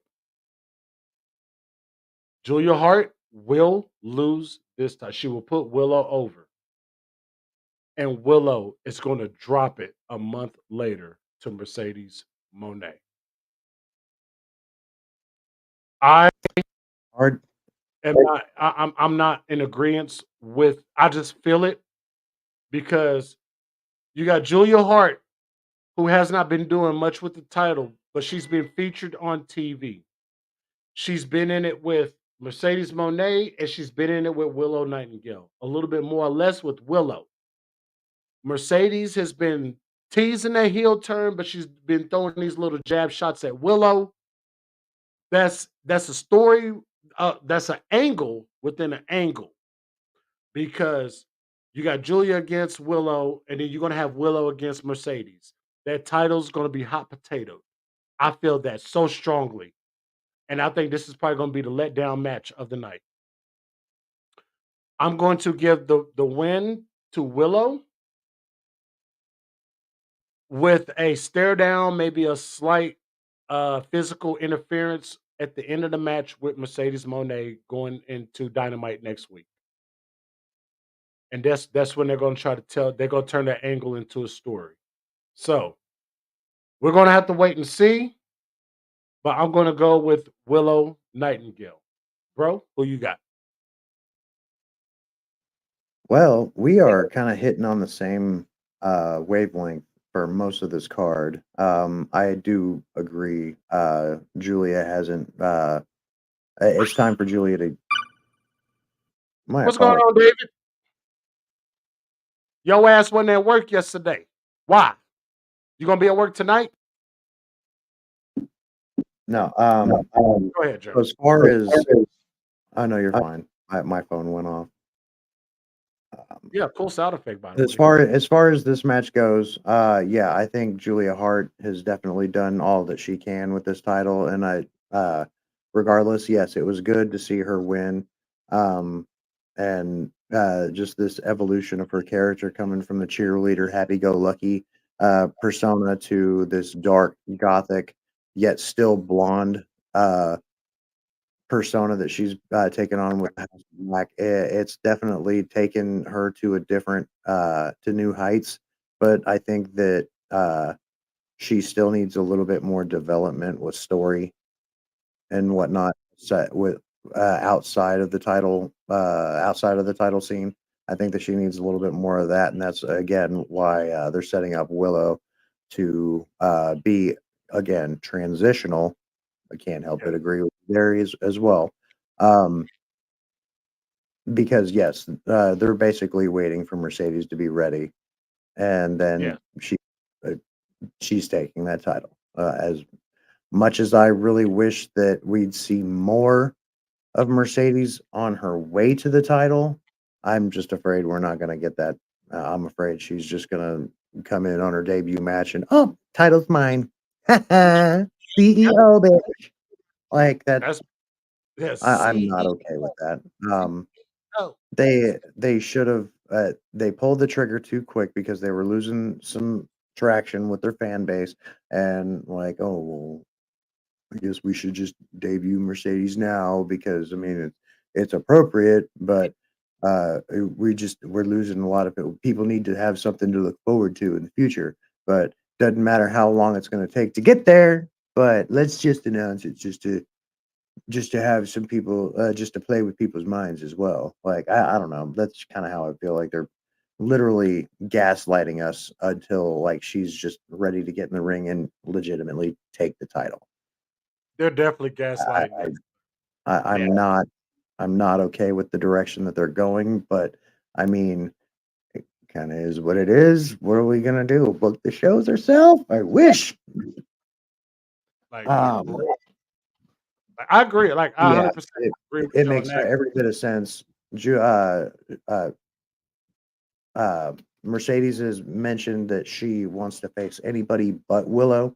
So, in the instance that Willow does not take the title, and Julia retains. I'm okay with that as well, in the instance that Julia is a lot more easy to handle than Yep. Willow, for one. For two, it'll be a good push for Julia because going into the ring with Mercedes, like that's something that'll give her the rub that she needs, whether she lose it. But I mean, if they're working to try and push Mercedes, if they're working to try and push Mercedes, they're not going to put Julia in a over spot over her. So, um, True.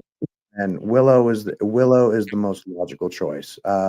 Whether it's by DQ or fuck finish or a clean pin or submission, whatever it may be, it's going to Willow. All right, we're gonna move on. We're gonna talk about the trios match.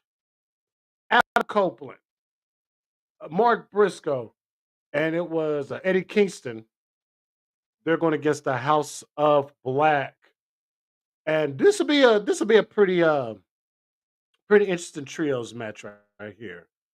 Um, the House of Black hasn't been doing much of anything. The only people that I've seen doing any type of work is the people that's on the other side, and that's Adam Copeland, Eddie Kingston, and Mark Briscoe. They're the only I've barely seen the House of Black on TV, period. With the exception of Brody King, which was what, once or twice in the past 2 weeks. That's all we get of the House of Black. I'm telling you, Malachi will become Alistair again soon. I just see it, I feel it, there's just no doubt in my mind. But in this case, in this scenario, I'm actually going to go with the House of Black to pick up the victory. I believe this is going to set up a TNT championship match between Adam Copeland and Malachi.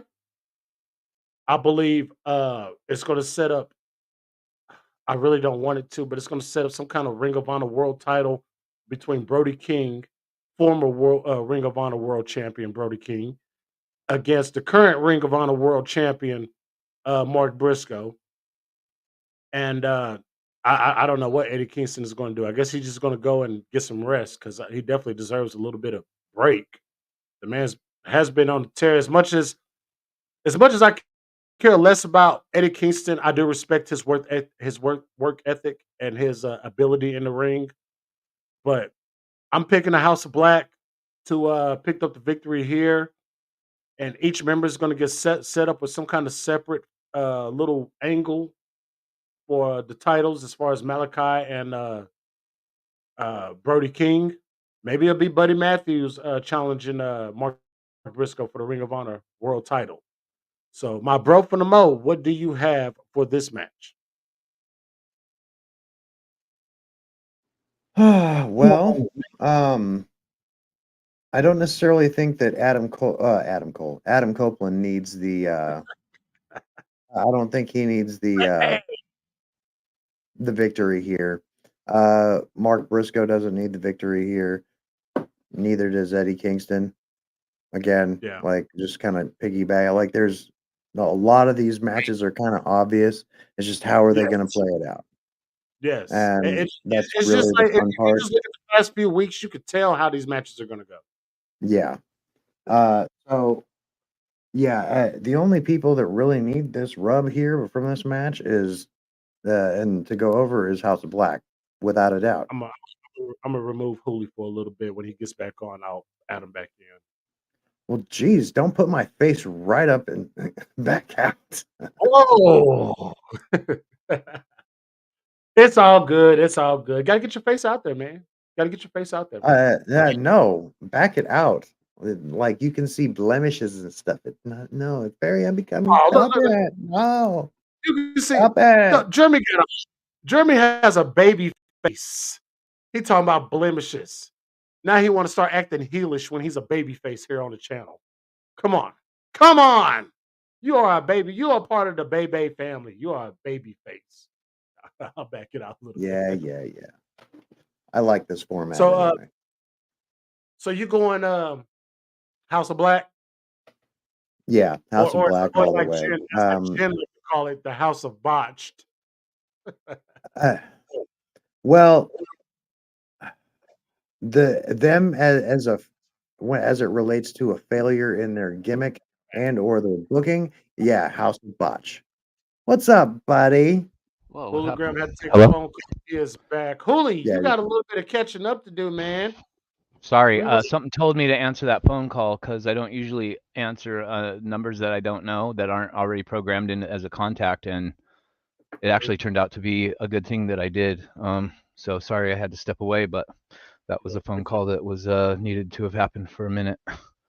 you're good. Well, I oh, mean, well, while we got you I'm here, glad you Hooli, got to take it.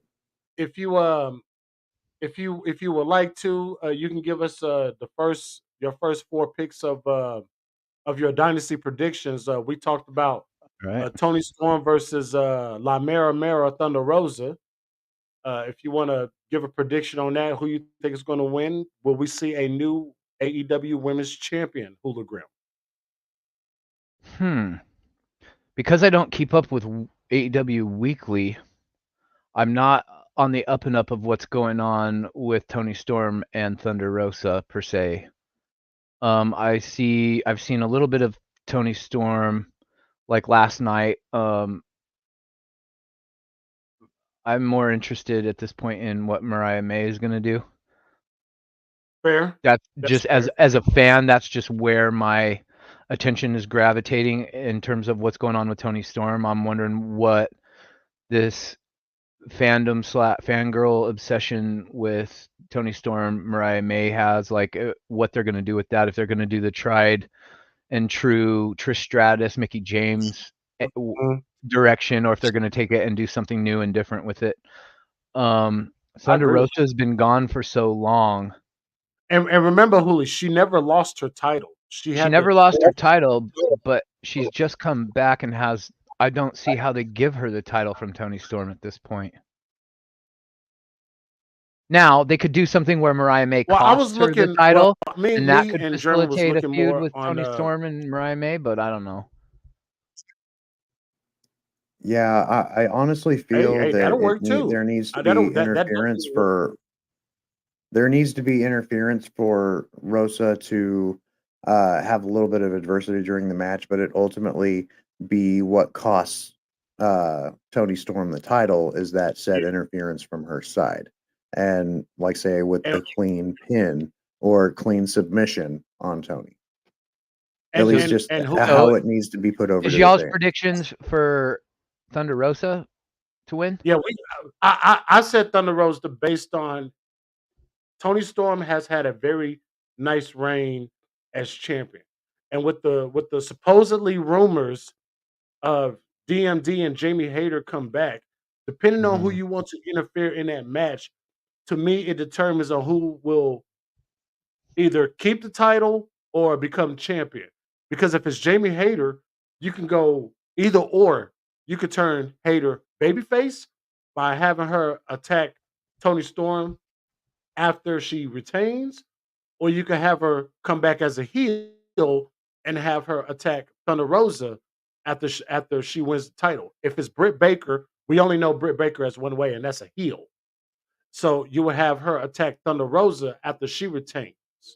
So I was on the more or less like Tony Storm has done damn near almost everything with the AEW Women's Championship. She has elevated it to the best that she can, and now it's probably time for her to drop it to bring somebody else in to get another feud started. Right. So that's more on the My line to thing what is, I want Jamie Hayter in a feud with Mercedes Moné. So I don't know how we get that. well, hey, stop right there, Hooli. So let's go on to the next one that we talked about. Okay. All right. So we talked about Mercedes Moné. She's not wrestling until Double or Nothing. Right. This next match will determine who she will Damn face near at Double or June. Nothing, and possibly this. Yeah. And so like the next match, Mercedes Moné's next opponent at Double or Nothing, which could factor in what you just said about Mercedes Moné and Jamie Hayter. So Julia Is her Hart and Willow Nightingale, TBS okay? Championship. Who you got?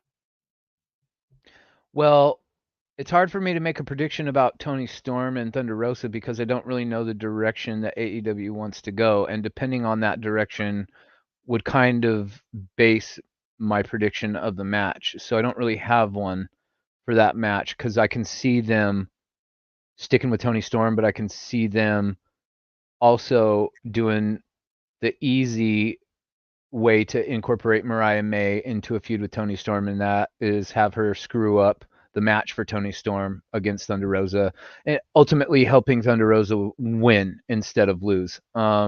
So Willow Nightingale and Julia Hart.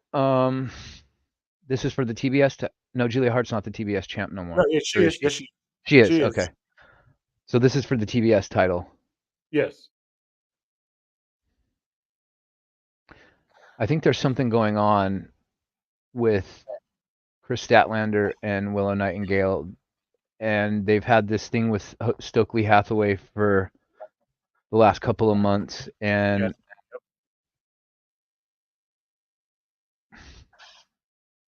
Like the way I look at it, Hooli, is like I'm picking Willow. I feel like the TBS yeah, a transitional champion. I was leaning more towards the Willow side. I really like her. I think she's cute. I think she's absolutely got personality. I think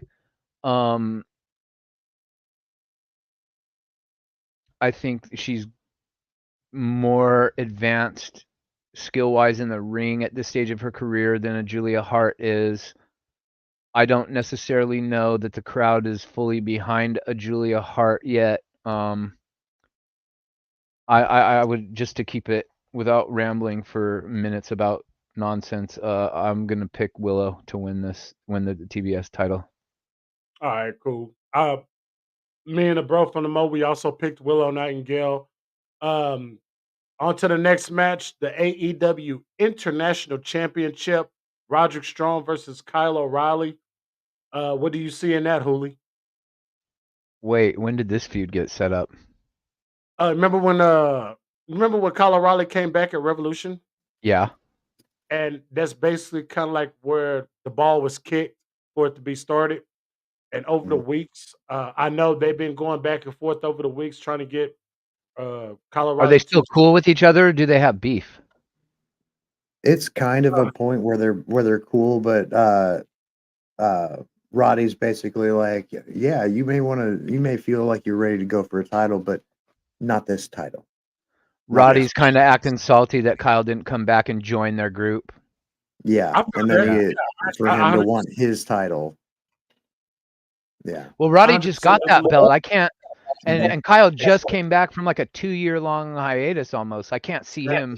That would totally devalue the title and ruin Roderick if they have Kyle O'Reilly win it. I don't necessarily want Kyle O'Reilly to lose an opportunity. It's not like he gets loads of opportunities to elevate his status on the scene. And he's really good in the ring, but yeah, Roddy's not losing. I don't know really what Roddy's doing with that title either, because like I said, I only really watch the AEW pay-per-views, so, but I just can't see what is going on with the Undisputed Kingdom in general. I just feel like they're just in no man's land with, like, all of a sudden the storyline gets messed up with MJF because MJF gets injured and things change, and now we're sitting here left with this less than Wish version of Undisputed Era from NXT, and nobody gives a shit no more. And it's not an original concept because it was a Triple H idea. They basically just carried over, and Tony Khan is plagiarizing it off as his own, and it's not working for the fans because we've already seen this. Can we do something different, please? And I guess not. So I'm going with Roderick to retain. Today, y'all. Hologram is on his P's and Q's today. Woo! That's what I'm talking about. So I'm guessing you're picking. I mean, yeah, you're picking Roddy. He just got that title. Ain't no way. He just got it, and it's not gonna do that title nor either man any favors if Kyle O'Reilly wins. No, drop it now is just illogical based on what you said. If you really want people to not give a shit about the Undisputed Kingdom, if that title that he just won hot potatoes hands. The international title, for that matter, it devalues. Well, even the JD title. last night, he said on his stream last night, they've already rendered this title meaningless, in a sense. Yeah. So we're all in pretty much alignment right now. And then we also talked about the trios match. Actually, we talked about 2 trios matches, the pre-show one, and we talked about the House of Black, the House of Black versus Adam Copeland, Eddie Kingston, and Mark Briscoe. I've actually said that the House of Black is going to win this one. They need a victory, to be honest with you. Adam Malachi Black Copeland, needs Kingston, Triple H, is what he needs. they Or do it's what need he should Triple H. want, anyway. But Adam Copeland, Eddie Kingston, and Mark Briscoe have been on TV for the past few months. How many times have the House of Black been on TV? Barely. I counted at least 3 times Not over the enough. past 2 months. Okay, 3 so times. it's the House of Black versus who again? Mark Briscoe and who? Eddie Kingston Adam and Adam Copeland, Copeland. Mark Briscoe, and Eddie Kingston. God damn, this makeshift random teams. Eddie Kingston, Mark Briscoe, and Adam Copeland. Yep.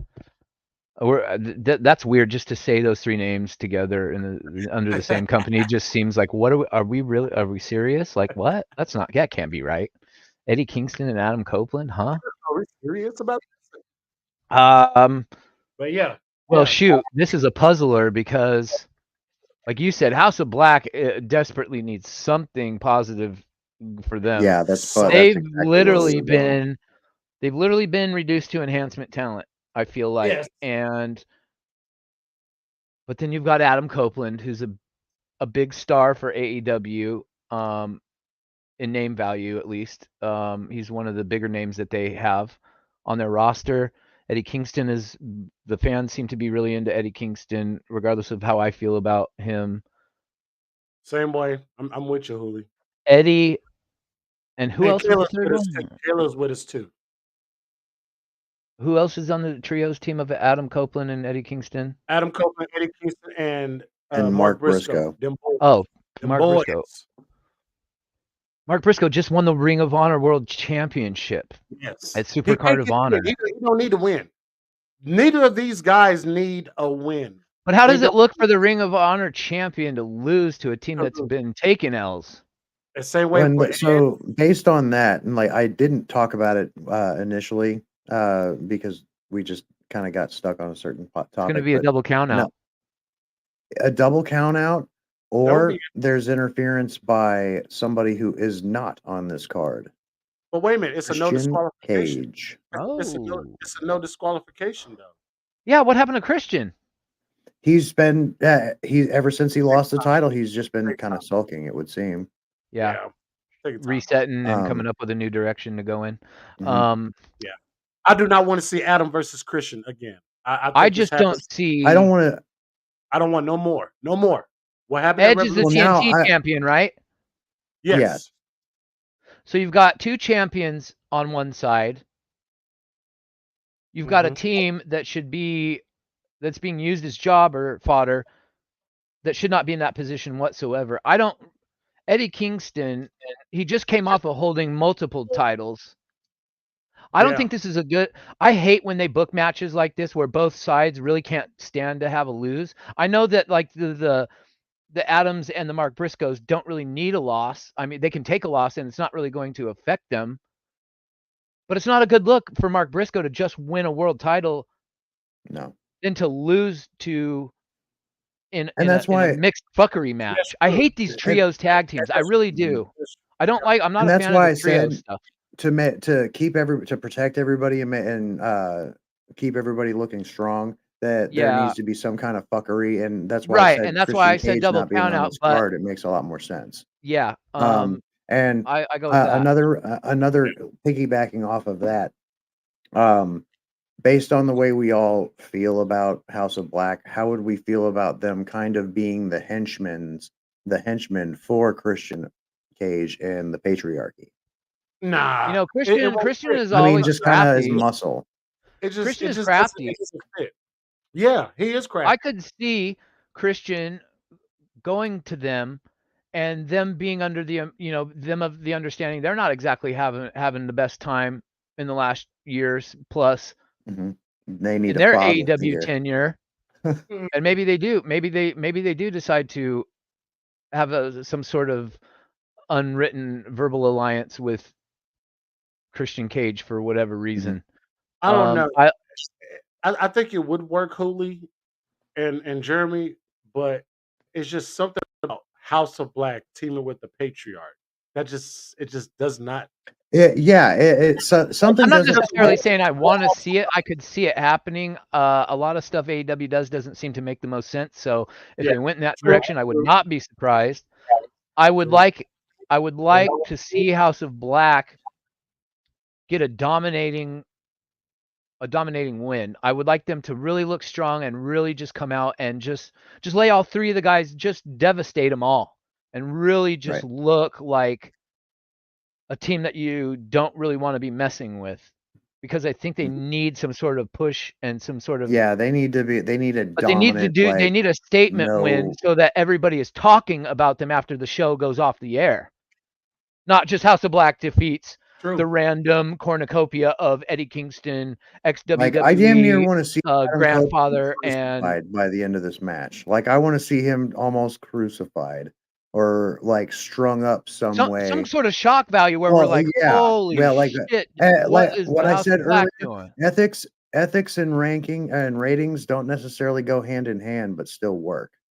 So, I It mean, does. It does. regardless, um, so I mean, yeah, shock factor, something to get the people talking. Like, oh crap, that happened on this show. Like, I need to check out Dynamite, or I need to check out Collision this week, or whatever, to see what the hell is going on. Like, I mean, shock value, exactly. Something needs to happen that like draws eyes to this and makes this a focal point for I something. really hope whoever's in charge of booking House of Black and who is helping to produce this match is paying attention to these small little details, and also has this same sentiment about House of Black. You know Like they who I really really, want to come in, and really want to come in and write for AEW?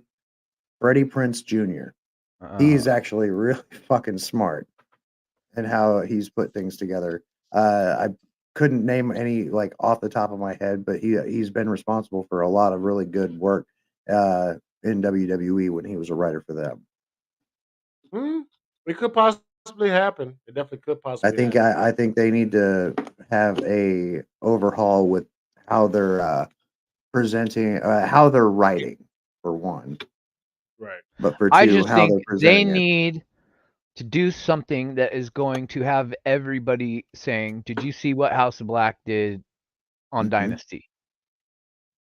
If they don't Yeah. do that, if it's just a basic interference match, if it's a double count out, if it's something just that we've seen a gajillion times, and we're watching JD's review on Sunday night, and he's like, House of Black win over Eddie Kingston, Adam Copeland, and third member. Mark Briscoe. Whoop-de-doo-doo. Briscoe. Yep. Whoop-de-doo-doo. Like, what did we accomplish What here? did that accomplish? Because Nothing. none of the three of those guys have any in the real world have fuck all to do with each other. Right. None of these three dudes are ever hanging out for any reason under normal Nope. circumstances. They're not going out So and getting you put them all. flapjacks after the show. How did we get these random three dudes against House of Black? Just curious, since I don't follow weekly. How did we end up with Eddie Kingston, Adam Copeland, and Mark Briscoe? Well, So from what I know, Eddie Kingston. Go Eddie ahead. Kingston and Mark Briscoe, they battled at the Ring of Honor pay-per-view, and that's how Mark Right. Briscoe won the title. That following week on Dynamite, I don't want to say they hugged and made up or hugged and love to each other, but that's exactly what happened. And then all of a sudden, after Adam Copeland gets beat up backstage, in the ring, he goes backstage and sees Mark Briscoe and Eddie Kingston just chilling with Willow and Stokely and them, and all that kind of came together in just one little motion. He gets beat. Adam Copeland gets beat up by the House of Black inside the ring, and it just happened like what, a week ago. It came together like a week or two ago. So It's the most random trios pairing. It doesn't just Just you telling me what the match was, I'm sitting there contemplating the team, and I'm like, that doesn't make any sense. How the fuck did Eddie Kingston end up pairing up with? I understand Mark and Eddie via the Ring of Honor thing, but how they stuck Edge randomly in here, and he's the new TBS champion, and you're not in a one-on-one match for that title, like in a rematch with Christian, or fighting someone else in a one-on-one for that title. You're in a trios match, not for the title. Yes. So let this Yes, all it's let crazy. this It all is be known absolutely to crazy. those in the chat who are paying attention. AEW does not give a fuck about that TNT title. That is a Zippo Zilcho title in their eyes. It is. It is. It really is. Probably the TBS Christian title. The TBS is title the is more better than the TNT title. That's Christian sad. is the That's only owner of that title that made that title relevant, that yes, gave that title yes. any sense of Correct. prestige. Miro didn't do nothing with it. Cody Jesus. Rhodes, when he had it, didn't do nothing with it. Scorpio Sky didn't do anything with it. Nobody that's I held think that title. Sammy The and Christian. Sammy Guevara and Christian were the only two that did something for that title. In my eyes. I don't even think they did anything for meaningful for that title. The one person The who I whole would throw in unification the angle when they had the multiple belts for the TNT, like one person that I would the throw into the interim list, championship bullshit. the person that I would throw into the list, along with Christian, and to no fault of his own, it wasn't his fault that he didn't get a longer run with the title, would be a Brody Lee, but he passed away. So Facts. he was the original one that had people interested in seeing what was going to happen with that title until his untimely death. Nobody that held that title since Christian made that title feel like a title worth going after, in my opinion. Facts. Now Edge has this title. Right. This has to set up. This has to be AEW's mentality, because it makes zero sense to have Edge in a trios fuckery and not defending that title on the pay-per-view, unless there's two things. House of Black need a win, and this sets up Christian Cage coming in to fuck with Edge some more. So if this is the way AEW is going, my prediction for this match will be House of Black. I don't know how, but obviously it's going to be like me and Jeremy said, either double count out or Christian's going to come in and interfere. But we're all. But that's not a good look for House of Black either, because of their gimmick. They should just destroy these random three guys. One of them's a grandfather. One of them's a plumber. What pairing is, and one of them has no teeth. He looks like he just came off the streets. What did you say? As weird as the pairing is, you said shit. The House of Black needs Triple H. I'm telling you. I said Malachi needs Triple H. Yeah, Malachi's going to be Alistair again real soon. He said in an interview recently that Alistair's dead, but he's in AEW. Of course, he's going to say that. Maybe he's allowed to come back as Malachi Black. I mean, that'll be fine. Is Tama Tonga allowed? Are we calling Tama Tonga in WWE Tama Tonga still, or are they going to change his name to like Aleafa Huamfree or something like that? They're going to call him either Tama or Tonga. But they did say Tama Tonga on They're going to call him Haku Light. The son of Haku. That's what they're going to call him. That'd be some shit. Right? All right. Since we're all caught up now, we're going to move into the meat potatoes of this predictions. I am going to start with Okada versus Pac. First of all, well, you don't have okay. So, there is one match before we move on to the meat and potatoes. There is one match that you don't have in front of you that I don't know if you wrote it down. I want to talk about Chris Jericho versus Hook and how and why this may or may not belong on this show. Did you talk about the pre-show at all and how Jay White is? Yeah, I'm gonna get your opinion on that too. Okay. Yeah, let's do that now. Bullet Club Gold versus the Scissor Gang. Me and Jeremy already made our predictions. We both said it's going to be the Bullet Club Gold. Bully, go ahead. Man, as a big OG Bullet Club fan, it's title for title. Yeah. Winner I mean, Not all. unification. everybody's up in arms about Jay White, and it's hard for me to be Yes. because when they announced he was leaving NJPW, I said, I don't know that much about Jay White's career, but I thought something told me, and now we're at the point where Vince hasn't left yet. So Yes, that's correct. knowing all of that, something told me Jay White should go to WWE. I'm not really sure why I thought that. I just felt like AEW has too many indie guys and too bloated of a roster. I knew that just by the mathematics of it alone, Jay White, there's only so many spots you can put certain guys in. Mm-hmm. Where does Jay White fit at the top of the card right now? There's no room at the top. So I wanted to see what he could do in WWE, whether it was NXT or the main roster. I didn't really care. And now here we are, and he's a pre-show guy. And I really Yep. like him. I think he's great on the mic. I think he's Yep. great in the ring. A lot of people aren't that big on Jay White, but he's really good on the mic, I feel like. Boop, boop, boop, boop. Oh wait, hold on. Which hold is He's great on the probably mic. He's why great in I the wanted ring. him in Like, I don't WWE. understand Because the why promos in he's being AEW relegated like this. the promos are much to be desired in AEW. From my perspective, Bullet Club and Jay White's got to win this. They got to do away with this got to. bang got bang scissor gang garbage. They've got to do away with it. All right, Hooli got the bang bang club. No, the Bullet Club I got. Gold. Man, Jay White is an amazing promo. He's an amazing athlete. I know about Jay White's New Japan, former IWGP Intercontinental Champion, former IWGP World Heavyweight I've Champion. seen some of his New Japan matches like on YouTube They were or whatever, good. but They were I just don't know gold. much of his whole career in general. And they were gold, man.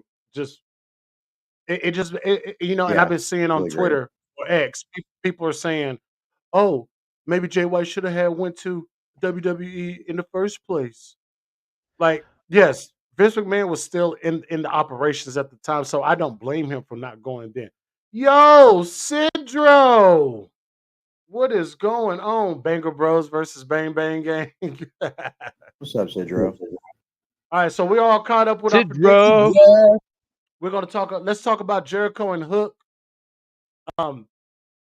This, I think, a lot of this has to play into the fact that even nobody online knows when his Hook's contract is up. I think all of this is definitely going to play into Hook's contract to an extent. I'm giving Hook the victory over Jericho with the assist from Taz. I'm giving Hook this win.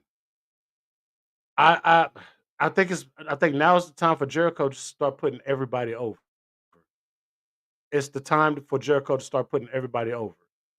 Jericho does not need any more spotlight than he already has right now. I'm giving Hook the victory with the assist from Taz. And I think midsummer, Hook is out of AEW. Midsummer, Hook is gone from AEW. So I'm going to start with this prediction. My bro from the Mo, you go ahead.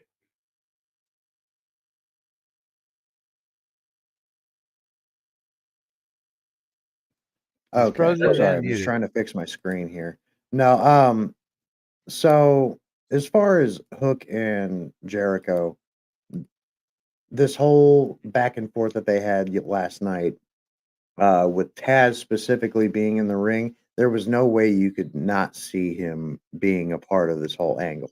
And so, um, based on him and the things that we've heard him say in the dirt sheets and in the news, that he thinks that Hook would be better suited for WWE. I really was hoping that some kind of statement would have been made as to, like, I think, and I need to go back and re-listen, but I wanted there to be some kind of reference to the tutelage that he's getting right now, and what is Right. being offered to him is not what he needs right at this moment. He needs something bigger or something entirely different. And I wanted that to come from Taz. And so because all the hardcore fans who knew that news, who were aware of that news, would have been able to pop for that, for one. But for two, it would have set up set up the casual fans to believe, oh well, Taz is going to maybe trying and screw Jericho out of this because of whatever. Like they just understand that something is getting ready to happen based on the statements being made. And so I on it, like what Otis said, uh Hook going over by assistance from his father sounds reasonable, but I also want to see I wouldn't mind to see that, but I also want to see a clean victory with Hook, just like I don't need you. Like I beat you. Why do So I need you? I I would want say there to be emphasis on on maybe cycling Jericho out. Like, okay, maybe people don't need me. Maybe I just need to have one last run before I move on. And I so think whatever they want to do with him, I mean, because it's obvious there's not much building he can really do as a partnership, more or less, than uh, like teaming with somebody versus just having singles matches. So, and I right. think this will I honestly feel that kickstart that. I'm going. I'm picking Hook, but something else is telling me that Jericho is going to win this match, and they're going to take this all the way into Double or Nothing. How do you It feel very about well that? could. I mean, I like the idea that of the long term story, but I mean, ultimately, it's just like they're kind of pulling it out of their ass. Um, I mean, which is fine if they can make it work and continuity is everything. Absolutely, 100%. How it makes sense week to week, and then the ultimate payoff in the end. Um, but what it comes down to is uh, Hook needs to go over, whether by some fuckery from his dad or clean. I don't necessarily like the idea of Jericho winning just because it puts more emphasis, or it puts less emphasis on Hook and what he needs versus what Jericho. It's just basically giving Jericho the unnecessary rub, and I'm not for that. Jericho Hologram. does Jericho does not uh, he does not benefit from winning in this thing. He does. Now he really doesn't. Who you got, Hooli? Initially, I really liked the addition of Taz into this feud that seemed just really random and like at first I was like, who gives a fuck about this? But I see the potential in what they could do with this storyline in terms for it being very beneficial for Hook if it plays if they book it correctly. That being said, I'm also taking into consideration the botched booking across the board in this company right now. So initially, I would agree with Jeremy for Hook to go over. What's going on, However, Ray? my beginnings on social media started in about 2012 with where did I find Taz had his Taz Show podcast, and I don't remember where I used to listen to it on every day. Maybe it wasn't always Spotify? on Spotify. No, because it wasn't Spotify? always on Spotify. Maybe it was Spotify. It was Spotify. I used I to listen started to it. listening to it every day, and then that transitioned into me watching it every day on Facebook Live. So I spent a good couple of years for Facebook watching the Taz Show and being a member of that community every day. And I'd like to think that I got a good sense of Taz's mind for the business. Right. I can see Taz. Right. The obvious thing after what we saw last night would be Jericho put his hands on Taz. Mm-hmm. Hook Put his hands grabs on Jericho. Jericho and says, "Get out of my ring." Yep. In about the weakest sounding voice I think I've ever heard. I wish there was a little more bass in Hook's voice. You know what I mean? Get That out of being my said, the obvious thing here with this match coming up is that we're all gonna, as fans, be looking to see Taz come out to save his boy. Taz is from ECW. Taz has a different way of thinking. Taz is Keep gonna going, want Owen. his Give me a sec. I'll be right back. Taz is gonna want his son to be a man. I don't think Taz is gonna come out and help his son. I think Taz is gonna want his son to handle Jericho on his own without help.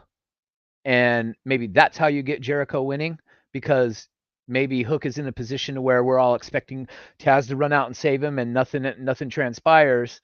Hook then goes on to question his father, maybe, and why weren't you there for me?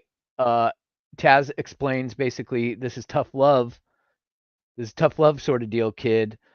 You got to learn to handle you got to learn to handle your problems on your own, because at the end of the day, as a grown man, you can't rely on nobody else to have your back. You've got to stand on business on your own 2 feet. I can see Taz like going that route. If they do go that route, it makes me wonder, what do they do if Jericho does get the win and Taz doesn't interfere and help his son? Where do they go from there? I'm not really sure. But if I know Taz's thinking, I just don't. It's just too obvious for him to come out and help his son get the win over Jericho. And Jericho's been putting dudes over. Maybe Hook beats Jericho clean, and we don't need Taz. I feel like what Jericho's been doing recently leads me to believe that he's putting young guys over before he ultimately goes and takes his Hall of Fame spot in the WWE.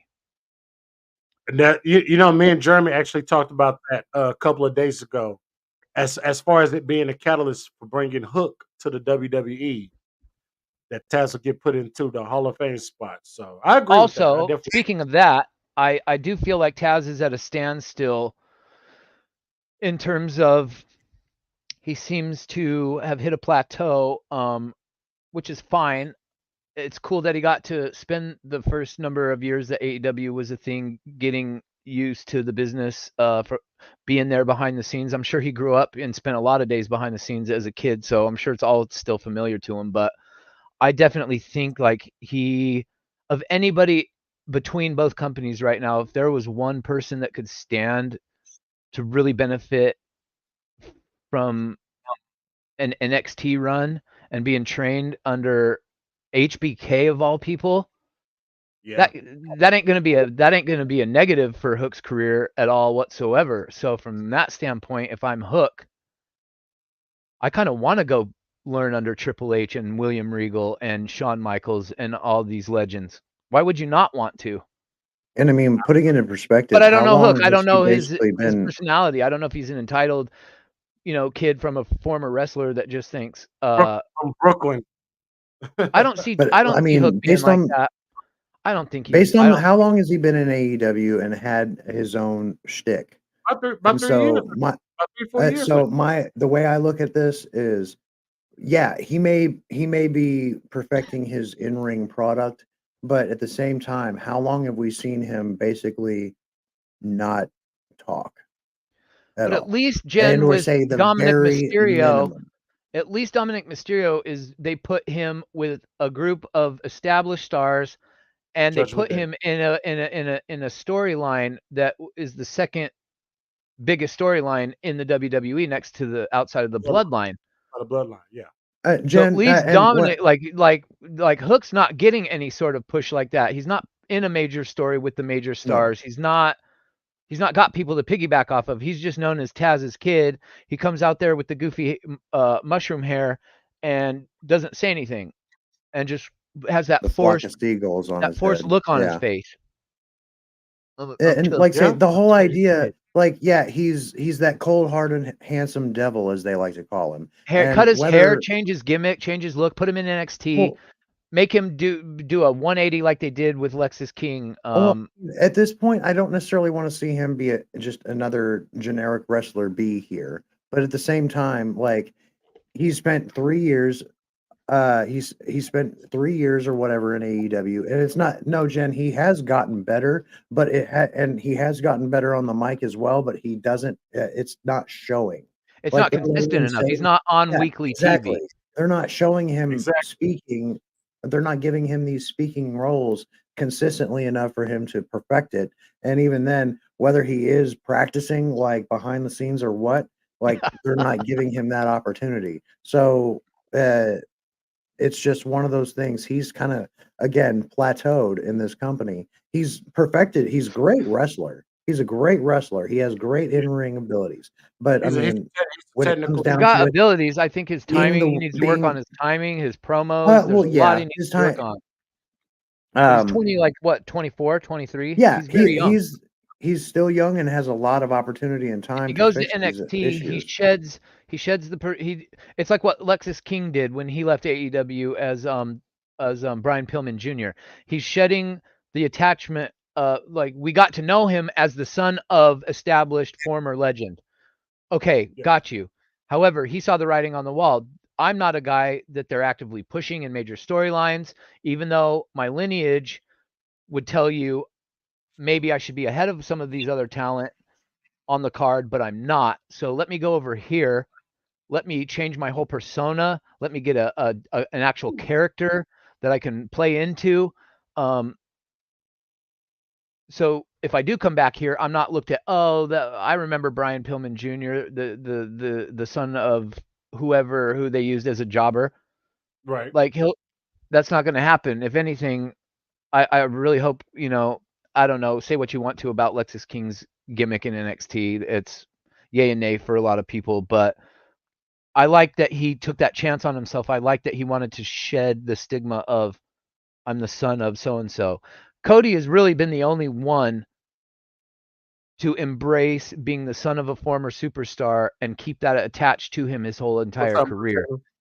For a long time, it didn't work out For for him real. now as Stardust and dashing Cody Rhodes and whatever. There was a lot of failed gimmicks, but the whole time we knew him as Dusty Rhodes' son, and he embraced that, and now ultimately it's paid off. Not everybody gets that though. So I'm all True. for Taz. I'm all for Hook going to NXT, getting a new name, getting away from I'm the son of Taz, and doing his own thing. And I think if he goes to NXT, he's able to give himself that chance to do that. If he stays in AEW, he's always Taz's son, and he's not going to be featured in anything other than what he's doing. There's too many people. There's too many people ahead of him uh, on the pecking order of things. Like where is he going? Where is he right now? Got any room to climb up the ladder? He doesn't. He doesn't. I definitely agree with that. We are running short for time. We're gonna just kind of get through these last few matches right here. We're gonna But start I off think with I'm picking Okada Jericho versus to Pac. win because I don't think Taz is going to help save his son. I think he wants his son to learn to be a man on his own in this scenario. I You do pick like that. Jericho. I do like that angle. Thinking about it, but again, like I say, And it's I'm, going I'm to more or trigger less being everybody. It's going to trigger the whole wrestling fan base to see a legend, Chris Jericho, beating an up and comer. I just feel like this is going to be way too much clicks and views on the internet if Yeah. Jericho wins. I got Jericho winning. I got Jericho winning. all right. Well, no, I like that I'm going take. with That's interesting. yeah. That is an interesting take. I'm gonna go with I'm Hook. not necessarily. I just feel like if you put your hands on Taz and then Hook puts his hands on you, I feel like Taz is going to get involved.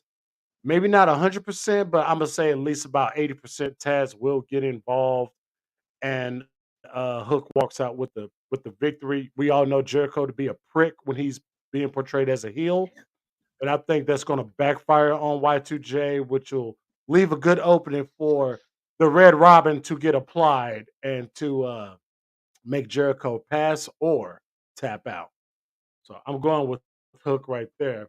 Uh, let's move on to Pac and Okada.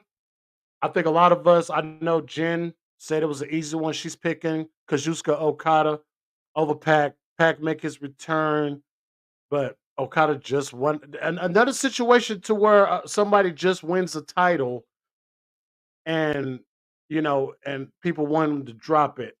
I don't see Okada losing that title until Omega comes back. And I'm sticking firm with that decision right there. Other than that, I don't know who else could take that Continental title off of Okada. I believe that Okada is going to come in there. He's going to, I ain't going to say dominate, dominate the Bastard Pack, but I think it's going to be a banger. It's going to be a fantastic match. It's going to probably be one of the top 2, maybe top 3 matches of the night because I actually feel that Swerve and Joe is going to kill it. I also feel that the Bucks and FTR is going to kill it. And I got something to say about that tag team match. We'll get into that in a minute. But right now, as it stands, I have Okada retaining against Pac. It will be a banger match. Will there be interference? I do not know. I think this is going to be a straight up 1-1. Hologram, we're going to start with you. I'm going to extend this about another 10, 15 more minutes before I get up out of here. So let's start with you, Hologram. Pac versus Okada. Who you got? This was not the original direction when they announced the return of Pac, and at Revolution we got that promo package from him. I was thinking along the lines of like, give me a Pac versus an Osprey, something like that. I did not foresee Pac being involved with Okada. Obviously it's Okada, and he just won a title. Like, obviously it's clear as day who the winner is going to be. But Pac hasn't been on TV in how long, and he's coming back to lose, which I really don't like. I don't like at all. I feel like a lot of these guys that are off TV for a long time, when they come back, they need to do something. If he's going to take a loss, fine, but I hope something memorable happens in this match to where it makes sense why he lost, and not just he lost clean to Okada, because I don't know what that really does for Pac long term. Is this a feud that we're going to be watching for the next number of months, Pac and Okada at Wembley? It's not really what I want to see. Right. But it's unfortunate for Pac, but I got Okada winning. There's no way Okada's losing. Okay. As far But as the name me, Dynasty. Oh, you My haven't bad. given your prediction yet. Go ahead. Take oh the no, name no, off. continue, Wait. continue. Say your piece. Well, I saw Otis wasn't there. So- I didn't know if he was gone for a minute or what. I was going to talk about the name Dynasty, and if that's because the colors of it are purple and gold. So is MGF returning at this pay-per-view, or Well, I was because going. he I was wears the purple and I was gold, thinking or the same. are we getting some? When MJF won that ring in the early days of AEW, right. was there a faction at any point in AEW with the word Dynasty attached to it? Was there a something Dynasty faction at all? No. MJF had the Inner Circle, and he had with Inner Jericho, and Circle. he also had the Pinnacle. The Pinnacle. Okay, that was He the had, name I was trying to think of. yeah, he had the Pinnacle. I am going to get into that here once we get done with the predictions, because I do believe MJF is going to return on Sunday, and it's going to start some shit. He's going to be pissed when he comes back. That's how I feel. So, um, but yeah, I got Okada winning. Jeremy, did you pick No, he didn't your pick yet. All right, go ahead, Jeremy. Give us your summarization of Okada versus Pac. Okay, my turn. Oh yeah, go ahead. Go ahead. Okay. Sorry. So at this point, it's kind of silly to take the title off of Okada. He just got it. It's obvious. I feel like Pac coming in and having this much tension already with the Elite, and specifically Okada, given their history and everything they've got, he's had to deal with the Bucks. And if we all remember last night, he I guess got fed up and grabbed the grabbed the bell hammer, and that was call back to back in his trios days with the Lucha Bros, when he was trying to get them to cheat with the ring bell hammer. And so I'm honestly gonna say that ring bell hammer comes into play, and whether I think they're going to give us the classic that we're expecting, but I think that there's going to be some fuckery. I can't necessarily say what at this point. I think the Bucks, very depending on the timing of their match compared to when this goes on, they very well could get involved too. But I think Pac basically gets DQ'd by with The hammer. because he tries to use the hammer. Yeah. Jeremy likes fuckery to happen in all his predictions. I'm noticing. He's like fuck finishes for Well, everyone. it's a way to protect the wrestler and protect the finish.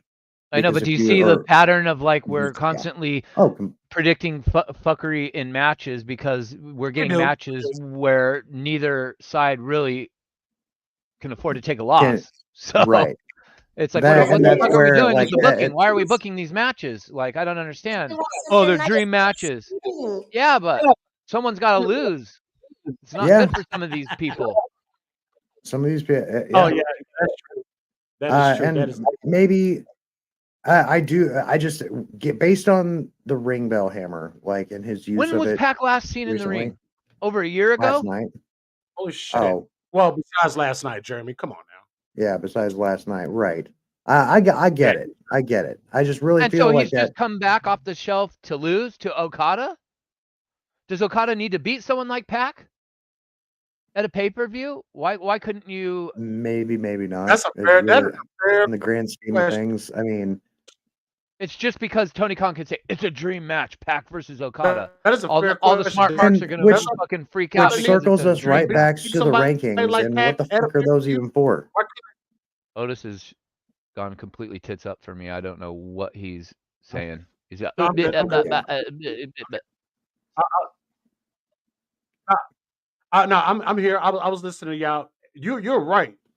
It is all a potential. It's all about the potential dream match.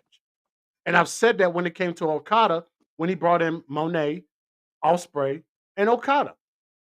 Dream Jeremy matches are said it good, best. Otis, if you're featuring also on Right. the card a dream match Yeah. that you can feature and Yes. showcase. Not Yes. you're getting this match on Dynamite, it's a dream match. Oh, you're getting this match on Collision because it's a dream match. Oh, Okada Exactly. versus Pac at the pay-per-view because it's a dream match. Like And this, I don't and this care is if all one of these the matches things are I dream heard, Holy. matches if they don't mean nothing. I don't want a lot of these guys to take losses to a lot of these other guys who I also like. And you're Because right. then what? So Pac loses. Either two things are going to happen. He's either going to go bye-bye again for a while, or he is going to be Find immersed something else in to this do. summer-long feud with Okada, which means we're probably going to get Okada and Pac again at Wembley, or Double or Nothing, or Forbidden Door, or whatever Yeah. the next pay-per-view is. I agree with you 100%. Then it I becomes said, 50-50 booking at this point, and then we're talking about AEW being WWE, and then the circle of viciousness just keeps going around and around and And- around. and then Germany. And then I'm still the tribal chief of tribalism apparently because I'm fucking calling this shit out. So then I'll be in someone's chat on Wednesday moderating, and then all of a sudden I'll hear my name get called out and be put on blast because I'm calling people out on their bullshit. Oh, Hooli. how dare you, Hooli? How Hooli fucking And I do dare this all you? for free because I'm We that love guy. it. Because I'm that Hooli fucking guy. Hooli saying Hooli things. We love it. That's why we love Hooli, man. Yes, we do. Germany made a good point about a month ago, about a month and a half ago when all these guys came in. Jeremy said, and I agree with him when he said this. He said he's afraid Tony Khan is going to blow through these dream matches so fucking fast that Tony Khan ain't going to know what the fuck else to do with the Okada or Ospreay after all the dream matches are already played out and said and over and done with. I agree with that 1,000%. You have to space them out. Thus, So the far- reason to protect them and continue, or like say, if you want to extend the vitality of these, eating. If you want to extend the vitality of these people, it's not upside down. So yeah. You guys are clowns. We guys are clowns. Let's keep pushing. We got a few minutes left. Hi, Kayla. Have a good night. Hey, Kayla. Thank you, Kayla. Love you, Kayla. All right, let's jump into, because I'm gonna save the last two for. I'm gonna say oh my god. Let's jump into the tag team championship match. The most. Oh my god. Do I care about this match after what they did on Wednesday last week? I don't know. I want to. A part of me wants to see FTR defeat the Bucks. but you know where they're going the with fourth this installment, feud. and it's a ladder match. Yeah, and it's a ladder match. Because of everything let's devil's advocate it. What happens? Let's say FTR wins. Then what? Which I am totally down for at that point, down for because that. they need to. But where does that it put the would Bucks be- with this brand new heel turn gimmick that they've just now gotten kicked off for the last couple of weeks? Oh I man. mean, and that's why it's devil's Oh advocacy. shit! Cruz del Toro reveals he's no. undergone successful surgery following an injury. Damn, he was hurt.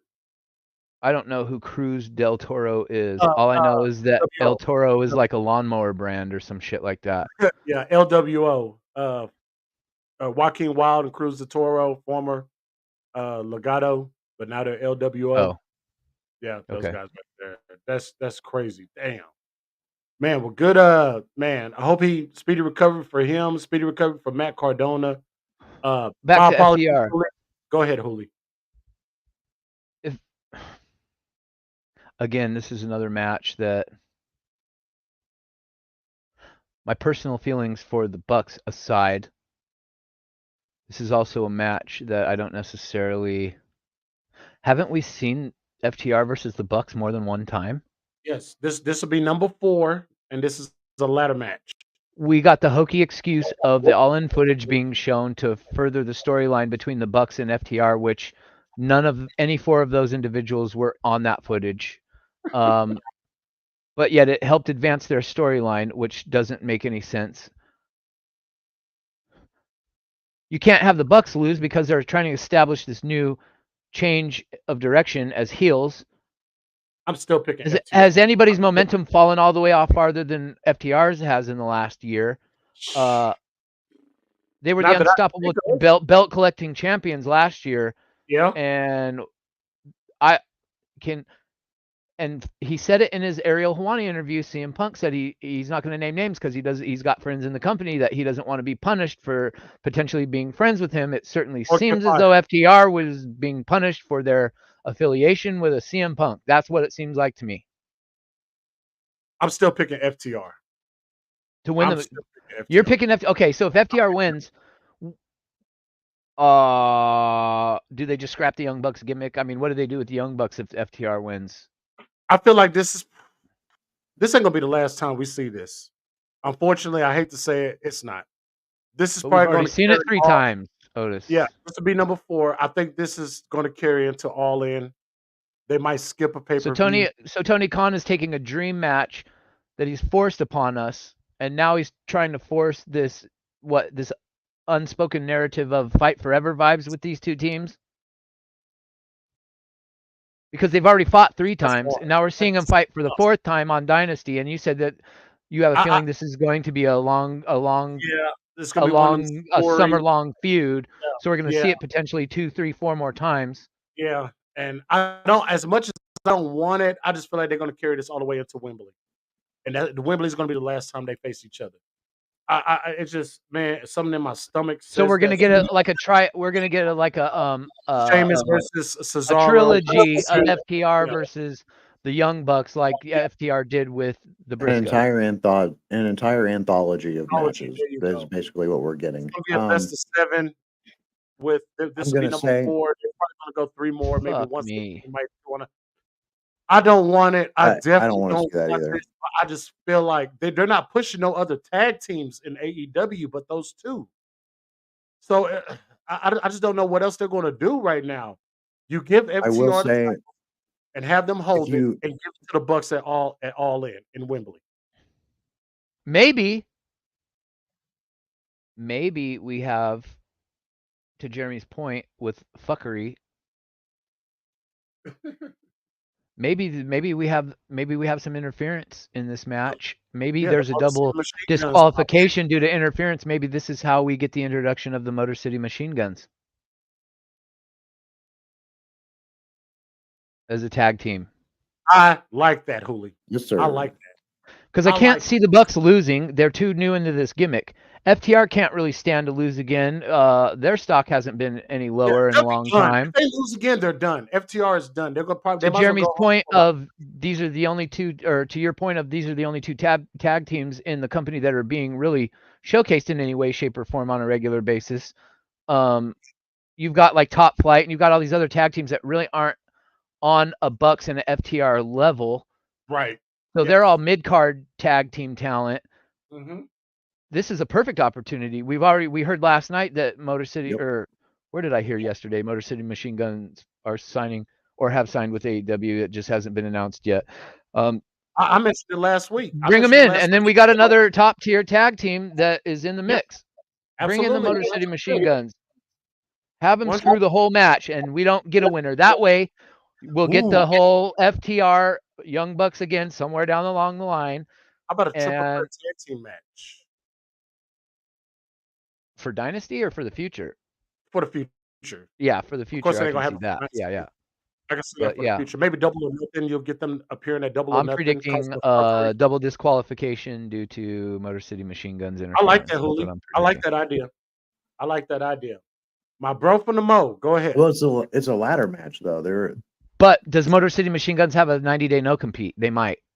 They might. I can see Motor City Machine Guns coming in, taking the titles off the ladder and just running away with them. You can still get a. But they left because Scott D'Amore was let go, and they absolutely. the talent was told if we'll release you if you want to go. Yeah. I'm assuming if they wanted to go, they would release them without a 90-day no compete if they were being decent human beings. So look for Motor City Machine Guns if they're not under a 90-day no compete. If they are, I'm not sure, but then obviously we won't see them. But my bro from the if there isn't one, I'm picking the guns. The machine guns, not the guns. Yeah. Go ahead, Jeremy. Guns up. Then you can have the machine guns versus the little hand pistol gun brothers have some nonsensical feud for weeks. Anybody who's really saying that FTR should win this match is really only saying that to stick it to the Bucks. Because I mean there really is no real direction. I mean it's nice in theory, but what are they going to do? I'm only saying how does that do? They actually need a win. They actually need. Yeah, yes, they do. They do. But I mean, at what cost though? And what? They're not like what Hooli said. The Bucks just started this new gimmick and this whole new look and feel to their presence. And so, what does that do if FTR just immediately Okada comes from Japan, immediately wins the title? The Bucks are gonna lose their title match. I feel like they're going in a direction that they want the Bucks and Okada to look like the old Triple H Authority team back in WWE from a handful of years ago, right? They're going to be these authoritative guys that are pushing their moxie around and their status in the company, and they got these titles, and they're going to control everything basically until a team assembles to thwart them in the future. Right. I wish I knew. I think you can't have Okada win a belt and then have the Bucks lose their title match. That doesn't make any sense. And that's fair. That's fair. I just feel like if Tony Khan really wants to kind of just bum down this whole story, because I know people still talking about the Punk footage and stuff like that. I know Eric Bischoff and Bully Ray. If you give FTR to win, they might look at AEW like, well, maybe they're not sourpusses after all. Maybe that was just to kind of. But to what me and Hooli was saying though, this story has something to do. They're trying to tell a story between FTR and the Young Bucks, who was not in the footage. If Tony Khan was basing this feud off of that footage, where are they? So you know what? Maybe I will pick the Bucks to win this match right here because it has Nick and Matt winning all over it. But I'm thinking that maybe they'll swerve us and make FTR win just to kind of say, hey, we're not going to punish these guys just because of who they're associated with. That's just a little back little thing right there. Go ahead, Hooli. No, I could be way off with my Motor City Machine Gun prediction. because of this whole Jack Perry thing. Do we see Jack Perry get involved in this, like was predicted on JD's channel last night? That's a great question because that's also impending. That's Well, you also know, I was actually gonna mention Jack Perry, but Otis kind of went off on a tangent and didn't let me finish, or whoever yeah, my interrupted bad. him. Go Um, ahead, Chairman. It was no, just I wanted to make that quick point before you got into it. it's very likely that no, yeah, on the side of the Motor City Machine Guns debuting, I would almost much rather have them come in. This is all because of a tournament, so they can't necessarily just insert themselves or steal the title, or I mean, they could steal the title, but I mean, what is it really worth in the grand scheme of things? I really think that the Bucks need a clean win here to basically solidify this whole angle that they've been taking, and that now we're focused and whatnot, even though I'm not necessarily keen on the way that they went about everything. But Right. Jack Perry is going to factor into this. I'm almost certain he's going to factor in and uh, basically cost FTR by DQ or whatever. Like, I really feel that the fuckery is going to happen in this match. If As that's much the as we can case and we speculate it, get that, I'm almost for, okay, how can we make this, how can we add more chaos and fuckery to this situation to make it more of a talking point for people online after the show's over?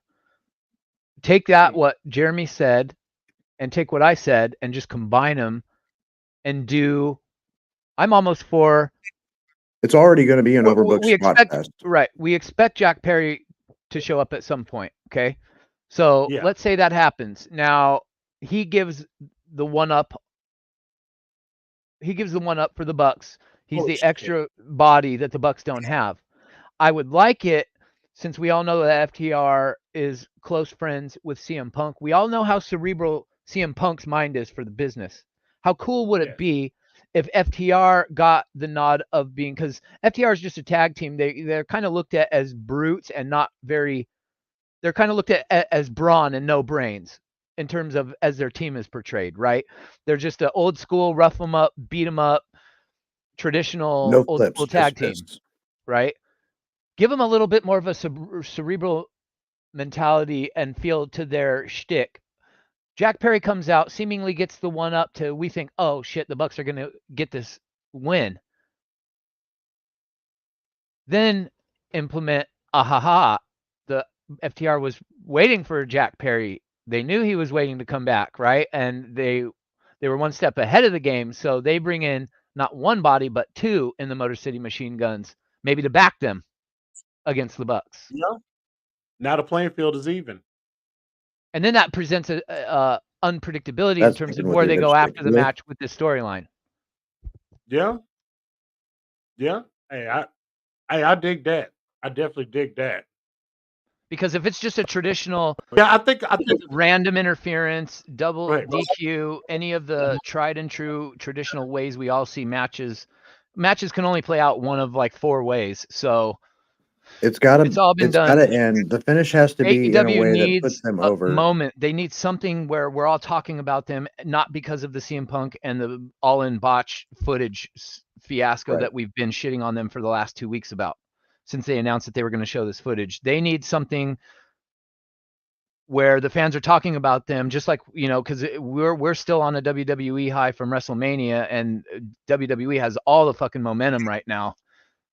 AEW, I hope that they're really just thinking outside the box, even as outlandish as having the Motor City Machine Guns and Jack Perry and all this fuckery in this match. I really think, because we've seen, like we've talked about, we've seen FTR and the Bucks a number of times. Nobody really cares to see this anymore. So what they got to do something to make us want to see, oh, well, shit, this ain't over yet. Where's it going? Bring in Jack Perry, bring in the Motor City Machine Guns, have it just be chaos, and get people talking. Yeah. That's true. That's very true. Right. So I think Exactly. I think I'm gonna change my pick because that makes Flip-flopper. so much sense. I mean, hey, you guys convinced me. That made so much sense. I like the ideas of both of you guys' ideas and combining them together. Dude, that's brilliant. I hope Because they do. then that way it doesn't matter who loses. If you get Jack Perry and the Motor City Machine Guns inserted in here, whoever ends up being disqualified, it's not gonna look so bad on them for losing, even if the Bucks were to lose that way, because of all the fuckery involved. No one's looking at it as like, oh, the Bucks got this new gimmick and they just lost clean in the ring to FTR. So I'm all for the fuckery, but in terms of who actually goes away with a victory, I mean, I'm assuming it's going to be the Bucks. I'm with you on that one. 2 more matches. I'm going to start with the main event. Well, at least what I assume is going to be the main event, and that's Samoa Joe versus Swerve. I think it's Swerve's time. It is time to swerve, drive people. Yep, we Swerve swerving is for sure. become new AEW World Champion. That's They're going to leaving be some room for suspense and that air of unsure. They're leaving me unsure specifically because they could swerve us and quite quite literally swerve us into a different direction where, like, say, MJF shows up. Who knows? Although I really I would not mind seeing Joe hold on to the title a little bit longer. It very right. likely could be Swerve's time. I guess just based on where we've seen Joe come from over the last few years, this is just a very nice change of pace for him.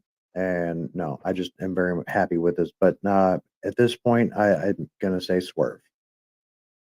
He's gonna get a clean victory because Samoa Joe is just too overzealous at a certain point, and he just gets the better of him.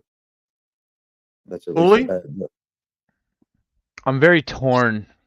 Again, here I am contemplating on who I'm predicting to win a match between two guys that I absolutely loathe this style of booking. I absolutely loathe that AEW's putting all these matches where neither guy really can take a loss.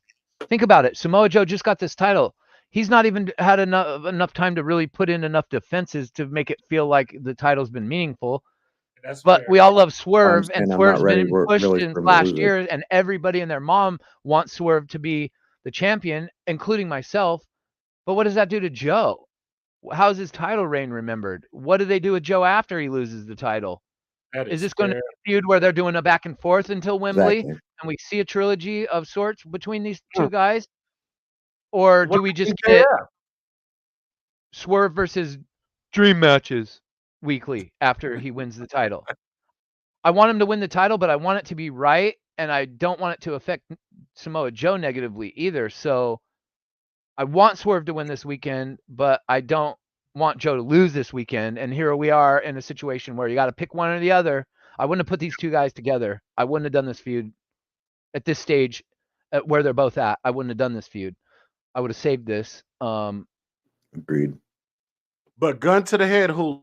Who are you Oh, picking? man. Gun to the head. These guys have been on the indies toiling away for years. They were treated and booked horribly in WWE. They're now here in AEW. Joe is thriving. Swerve is thriving. And you put them together. And under normal circumstances, this should be a match that we're all... Swerve's got no momentum. No one's been talking about him. He's been overshadowed between WrestleMania and the AEW fuckery. That's fair. How excited are people going to be with the lack of momentum that he's got? That's fair. How excited and over is he going to be if he does win on Sunday? I'm kind of apprehensive of giving the title to Swerve now because AEW was hot coming out of Revolution and just completely flatline. Just slumped. Yeah. Hard. Just like when you light a firework and you're ready for that big old boom and the thing just and then just stops. Gives you a dud. Pop. Yeah, the fuse just dies. Puff of smoke. Yeah.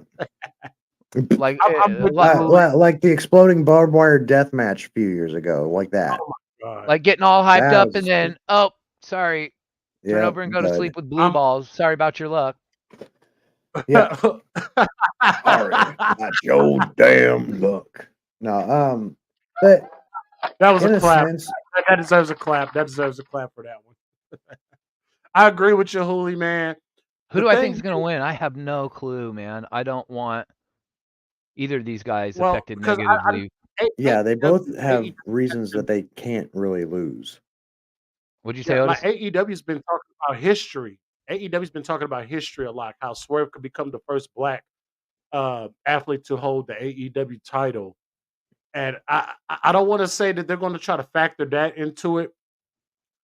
I still believe Swerve has been working his tail off, and yeah, you're right. WrestleMania weekend and the AEW fuckery that kind of threw everything to the back burner because Tony Khan seemed to put the bullshit in front of his world champions, and I, Right. I don't like that. But I am gonna pick Swerve just because AEW's been talking about history and Swerve could become the first black AEW champion and stuff like this. And I know AEW definitely want to do something like that before somebody says AEW will never have a black champion. You know what I'm saying? Like world champion. You know, that's one thing I don't want Like, to how hear can on they social even media. say that? That's what I'm saying. I do not want them to start that or even mention that if Swerve loses. You know what I'm saying? That's one thing. So, but I don't blame you, Hooli, for not actually having a pick because you're right. Both of them are on a tear. They're Yep. both are over. And Yeah, and if you somebody is think going to have about it, if Swerve loses, he's already had this huge drop in momentum. If he loses, he's not being elevated at all, right? yeah, So you would yeah. think he can't really afford to lose this match. But Samoa Joe, You can't have look, you can't have Samoa Joe really lose either because in a way Samoa Joe is tied into MJF. Samoa Joe is tied into Adam Cole. or Swerve maybe is also me and Jeremy just predict fuckery and MJF shows up and then we get another fuckery double DQ match. Maybe all these matches will end in double that DQ because they'll all that have fuckery. that might be Hey, it could be fun. disqualification match right there Hey, because Tony Khan, quit booking MJF these has, matches, bro. yeah, like MJF has beef with both.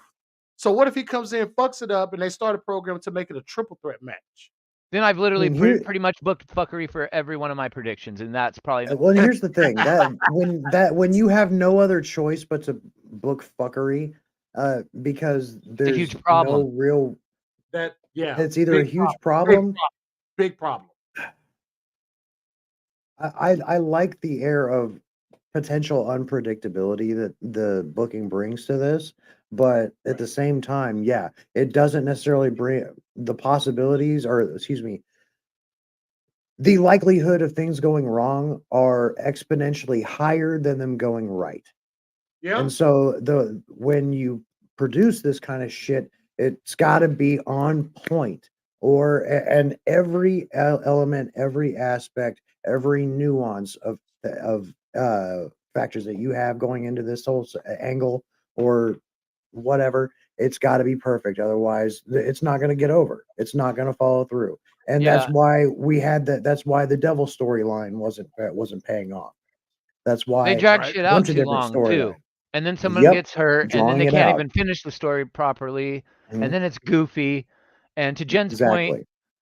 there have been a number, at least 2 or 3 times where I thought Swerve's momentum, they should have struck while the iron was hot, and they didn't for whatever reason.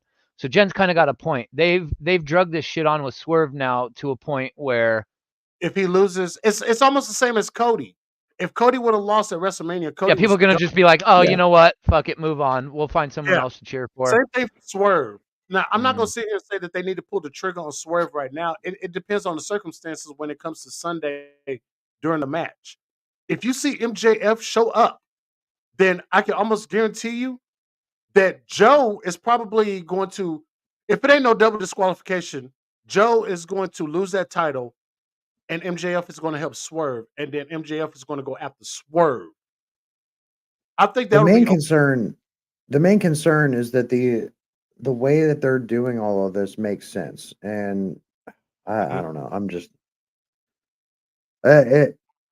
I'm for the levels of unpredictability, but at the same time, like say, there's just too much riding on both of their success. And so Right. it's just like which are you gonna choose? And regardless of like we're gonna accept whichever direction. It's just how they're gonna play out. Okay, well, we're gonna make this decision, and it's gonna affect we're gonna make this decision for wrestler B. So how does wrestler A how do they benefit, or how does it transpire from there for wrestler A after Right. wrestler B wins? Like the whole idea that Swerve losing is going to derail his every bit of momentum, like it's very true. But what other element can they introduce other than MJF? Sorry. What other element can they introduce other than MJF to actually fuck him over and They can't. still make him It look can only strong? really be MJF, Yeah. So I mean, in a or someone's sense, got to win.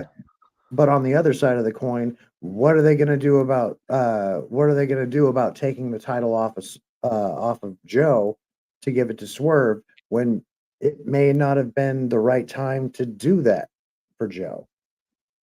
I mean, it's the Roberts cost matters. benefit. It's the Roberts cost matters. benefit. Oh yeah, I knew he was going to be mad. He's got to understand these kind of conversations just Yeah. run when we're. Yeah, they run. They run. But It's I not. truly see MJF. I can't say I cannot sit here and say MJF is going to interfere, but he'll make a presence. You know, you get that dumb babyface syndrome, and I feel like MJF is definitely going to come in, make a somewhat of a minimum impact that may cost Joe the title or Swerve, or maybe he'll just screw both of them and say if anybody's Uh, going to get that title, it's me. So it's just I, that with this layer of unpredictability, based on how much either guy needs to prevail, like say, it's really hard to make a decision, make a prediction on all this. So, ultimately, like say, I want Swerve to win, but I don't want to see a Joe lose. To I don't want to see Joe lose either. So it's just like there's got to be some kind of payoff that makes it all worth it, and I'm not sure that they can make that happen. So we just got to see. But yeah, I'm gonna say Swerve. all right. And our last match, what I am deeming the goddamn match of the night. Will Probably gonna be Ospreay, the match of the fucking year. the match of the goddamn decade. Will Ospreay, Maybe. the aerial assassin versus the dragon, Brian Danielson. Oh my God. Ah. Y'all just sat here and heard Hologram talk about matches that he can't really predict. This is one I cannot predict. Obviously, Osprey is probably going to win. Yeah. Match alone, Yeah, it's for gentlemen. sure gonna be Osprey. I am I, I am going to plead the fifth in this contest. I'm not picking a winner. I am going to enjoy this match. Blindfolded. Just leave it up to No breaking down, fate. no history. No, I'm not even gonna mention TV appearances, who Leave it they up to wrestled. Jesus. Yeah, I'm not even picking this match. This is how Or good I feel whomever like you this pray match. to. This match is so tough to pick because Brian Danielson, we all know that he's probably going to be on his way out. We all know that he's been doing other promotions, wrestling and stuff, just getting it all out of his system. Will Ospreay, what can I say about the aerial assassin that has not already been said before? I cannot pick a winner in this match. This is a match I feel like there are certain matches that you just cannot pick a winner for. You're just gonna have to sit there and just enjoy it and watch it. Let it soak in because you're about to see two of the greatest wrestlers in the planet Like I say, on yeah. Sunday. Give everything to everybody that's there in attendance, everybody that's watching the pay-per-view. I don't see a fuckery in this match. I see a clear-cut winner. Who? I don't know. I am going to Right. not pick this winner, I will result that in for my bro from the Mo and Hooligrim. Hooli, I'm gonna Hooli, let you start. yeah. I'm gonna let you go first, Hooli, because I'm not picking a winner. I'm not picking a winner. I'm gonna let you go. I'm gonna let you go. Sometimes I think I get too caught. I start thinking too deeply into matches and feuds and where it's going to go, and that gets my predictions all fucked up. Like WrestleMania, my predictions were so beyond. I think I got one match out of all nights wrong, just because when I'm predicting, I'm predicting as the fan and what the direction that I want to see the character go in, not Yeah, from like an analytical standpoint. So that's why I'm never really accurate on my predictions. But in this case, I mean, Osprey's the hot new thing that's just come in. He's kind of taken over by storm a little bit. People are loving Osprey. We already like Brian Danielson. Sorry, I do it too. It's okay. he can do no wrong. He's an OG at this point. He's a vet. He's well respected in the industry. He's had a great career. We all know that he's winding it down this year, probably to finish it in Tacoma later on at Wrestle Dream towards the end of the year. With that being said, I mean, it's kind of easy to see like that Osprey's going to win this match. I think I'm picking Osprey. I'll keep it short and sweet. I'm picking Osprey. My bro from the Mo. Go ahead. Yeah, keeping it short and sweet, it's going to be Osprey too. Unfortunately, I want to see Danielson put more. Well, he's got to understand that the fans want to see him excel, regardless of whether he wants to put other wrestlers over. I mean, there has to be an even mixture. Okay, yeah, you're on your way out. We know you want to put other people over, and that's fine. But like, follow along with what we're trying to put out here. Follow along with the storyline, and if you want to, like, it makes sense in a lot of cases in a lot of different instances throughout his time in AEW for him to have had a title, for him to have won a title, and it never fucking happened. I never agreed with that. And Yeah, I still don't. And regardless of whether there's anything on the line besides just reputation and your ego and whatever, just your record, I think this match does everything for Will to win and nothing for Danielson to lose. Because we already know we already know Will's that good, and he's very capable of beating Danielson. We already know that.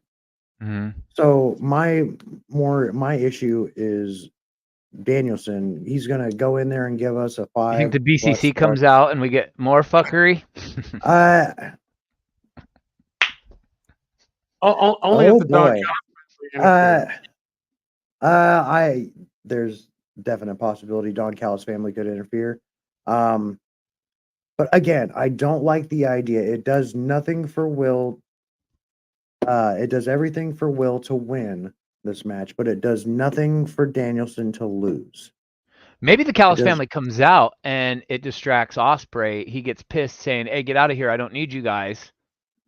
Yeah, I'm trying to legit do this on my own." He takes his attention off Danielson. Danielson gets the win. That then starts a storyline with Will Ospreay separating himself from Don Callis, and we don't have to see them overplay Danielson and Ospreay down our throats for the next number of months. That's kind of how I was wanting it to play out in a sense. I could see that because Don Callis and his whole and Ospreay's that'd be the only way that affiliation Ospreay could lose, and I'd be okay with it. Though, to be honest. Yeah, but even then, it does nothing for Danielson to lose. No, like, I know he can take a loss. positive I for get him that. to lose. That's why I predicted ultimately Ospreay to win, but to what you're saying, it does more negative for Danielson. It's the obvious to lose choice. I mean, it's obvious that people are just going to think that Ospreay is going to win, so maybe they swerve us with that, and that's a way for Danielson to get a win, and for them to immediately shift direction from Ospreay having a dream match with Danielson just because it's a dream match. They don't really have any beef, but then this puts some legit heat in between the Callis family and Ospreay, and then they can go at it. And for the that's the summer. Yeah. one thing I was waiting for is like Osprey can be in these Who are we saying fun we wanted with matches. Osprey and who at Wembley? We were saying a couple weeks ago. I don't remember who it was. Osprey and Swerve. Osprey and Swerve at Wembley. I wasn't. No, it wasn't for them at Wembley. I thought Was it? we were I saying wouldn't mind seeing Osprey Osprey versus. versus Jay White at Wembley. Like I think that'd be beast. Osprey versus Jay White at Wembley. That'd be Word. killer. That or I like Osprey that versus too. a Pac, just because they're Ooh. both from that part of the Osprey world. versus I think Pac. that would Oh go hard. God, take my fucking money, Yeah, please. that's kind of what I've been waiting for myself. I mean, I thought Pac was gonna come in and go after Osprey initially, but he went after Mhm. Okada, which is fine. But no, It's fine. again, it doesn't do anything for Danielson to lose, and at this point, well, we all know what direction he's headed, Mhm. and so it just makes him look like he doesn't give a shit about how he's booked. He just wants to have good matches, and that awesome, great. But let's have some direction. You've You would think he's bypassed how he's many got to get a opportunities. couple of wins in on his retirement tour. You know what I mean? I mean, you would hope he'd want that, but no. Obviously, he's gone into everything. He's built up to the very pivotal point when he's supposed to win, when he's about to win a title, and chokes and loses Yeah. every time. True. And I don't agree Very true. with that booking, and that's partially his own desire is not to win a title. And I get it. You're trying to be humble. But right now, like you're in the formative years of your fucking career that's about to end by your choice, and you're not wanting to fucking have fun with it, real fun, for real. Yeah. Yeah. Like that's what's Maybe that's upsetting. yeah, maybe that's just it. Maybe But that's his no, strength. like it His- does nothing for Danielson to lose. But I mean, Osprey has everything to win. Everything to gain by beating Danielson because he's never wrestled him. So yeah, it's going to be. I'm going for Osprey, but again, it just by simple fact that Danielson doesn't want to win title matches or any Right. big match, any real big match. And like Yeah. say, there's nothing on the line here, but still, like I just disagree with the way Danielson has been booked entirely in big match sequence situations. I just disagree with it. Anyway, I'm done. Are you That's sure? that's that's pretty much all that we have as far as these predictions, man. I'm about to get up out of here, head to work. I want to thank my bro from the Mo and my bro from the West Coast, What's Hooligram, up? for being here, man. Really do appreciate it. I also want to appreciate you guys for being here in the chat. Here's my gang sign. Hey, put that down. Put that down. We don't need YouTube to see that. We don't Hey, need you YouTube. guys you guys just do it upside down. How come that's okay? We use both hands. You use the actual gang sign. What is two pieces together gonna look like besides a vagina? Well, Okay, well I'll just go like this if then. they have a problem with it, then There I you go. mean, maybe we'll hear about it. There, I have an actual emoji for a gang sign now. Just West remember, side. diamond upside down is a pussy. W. The W. But guys, we're gonna get up out of here. Appreciate you guys that's in the chat. Shout out to all Thank you you guys. in the chat. Rob is live right now with the 2006 ECW One Night Stand. Make sure you guys go over there, chop it up with him. He's probably mad as shit at us because we went on for 3 hours live. and 30 plus minutes, man. But hey, it's all good though. It's all good. He loves us anyway. He knows he loves us. That's why he's still live right now because you know we're gonna show up over there. Those are our predictions. Y'all heard the rumors, the news. I'm about to get up out of here. Appreciate you guys, man. Subscribe to the channel. Decoding Kayfabe is coming soon. Jeremy has a ticket to Dynasty. If you are in the St. Louis, Missouri area, hit him up on X, and you might be at Dynasty on Sunday.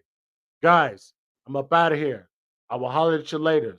Until then, we will see you on I'll see you on Rob's channel for the Dynasty pay-per-view. And then I'll see you guys next Thursday for the BiggOh wrap-up, episode 25, I believe. And let's get them subs up. Hit that like, press that bell for all notifications. And guys, we up out of here. Until Let's then, play. deuces, gone.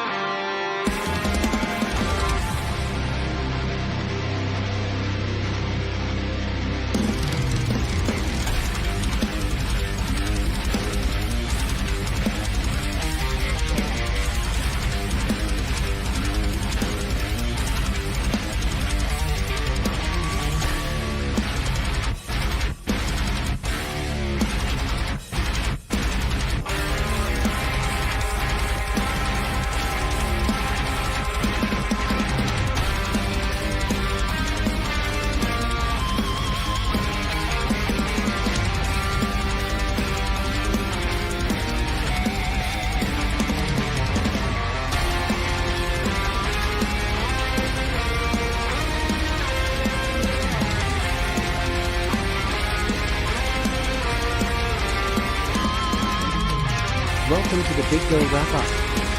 Hosted by your boy, BiggOh, Hologram, and Mignos Mark and the rest of the BiggOh family. Grab your beverages and your snacks. And like BiggOh says, if you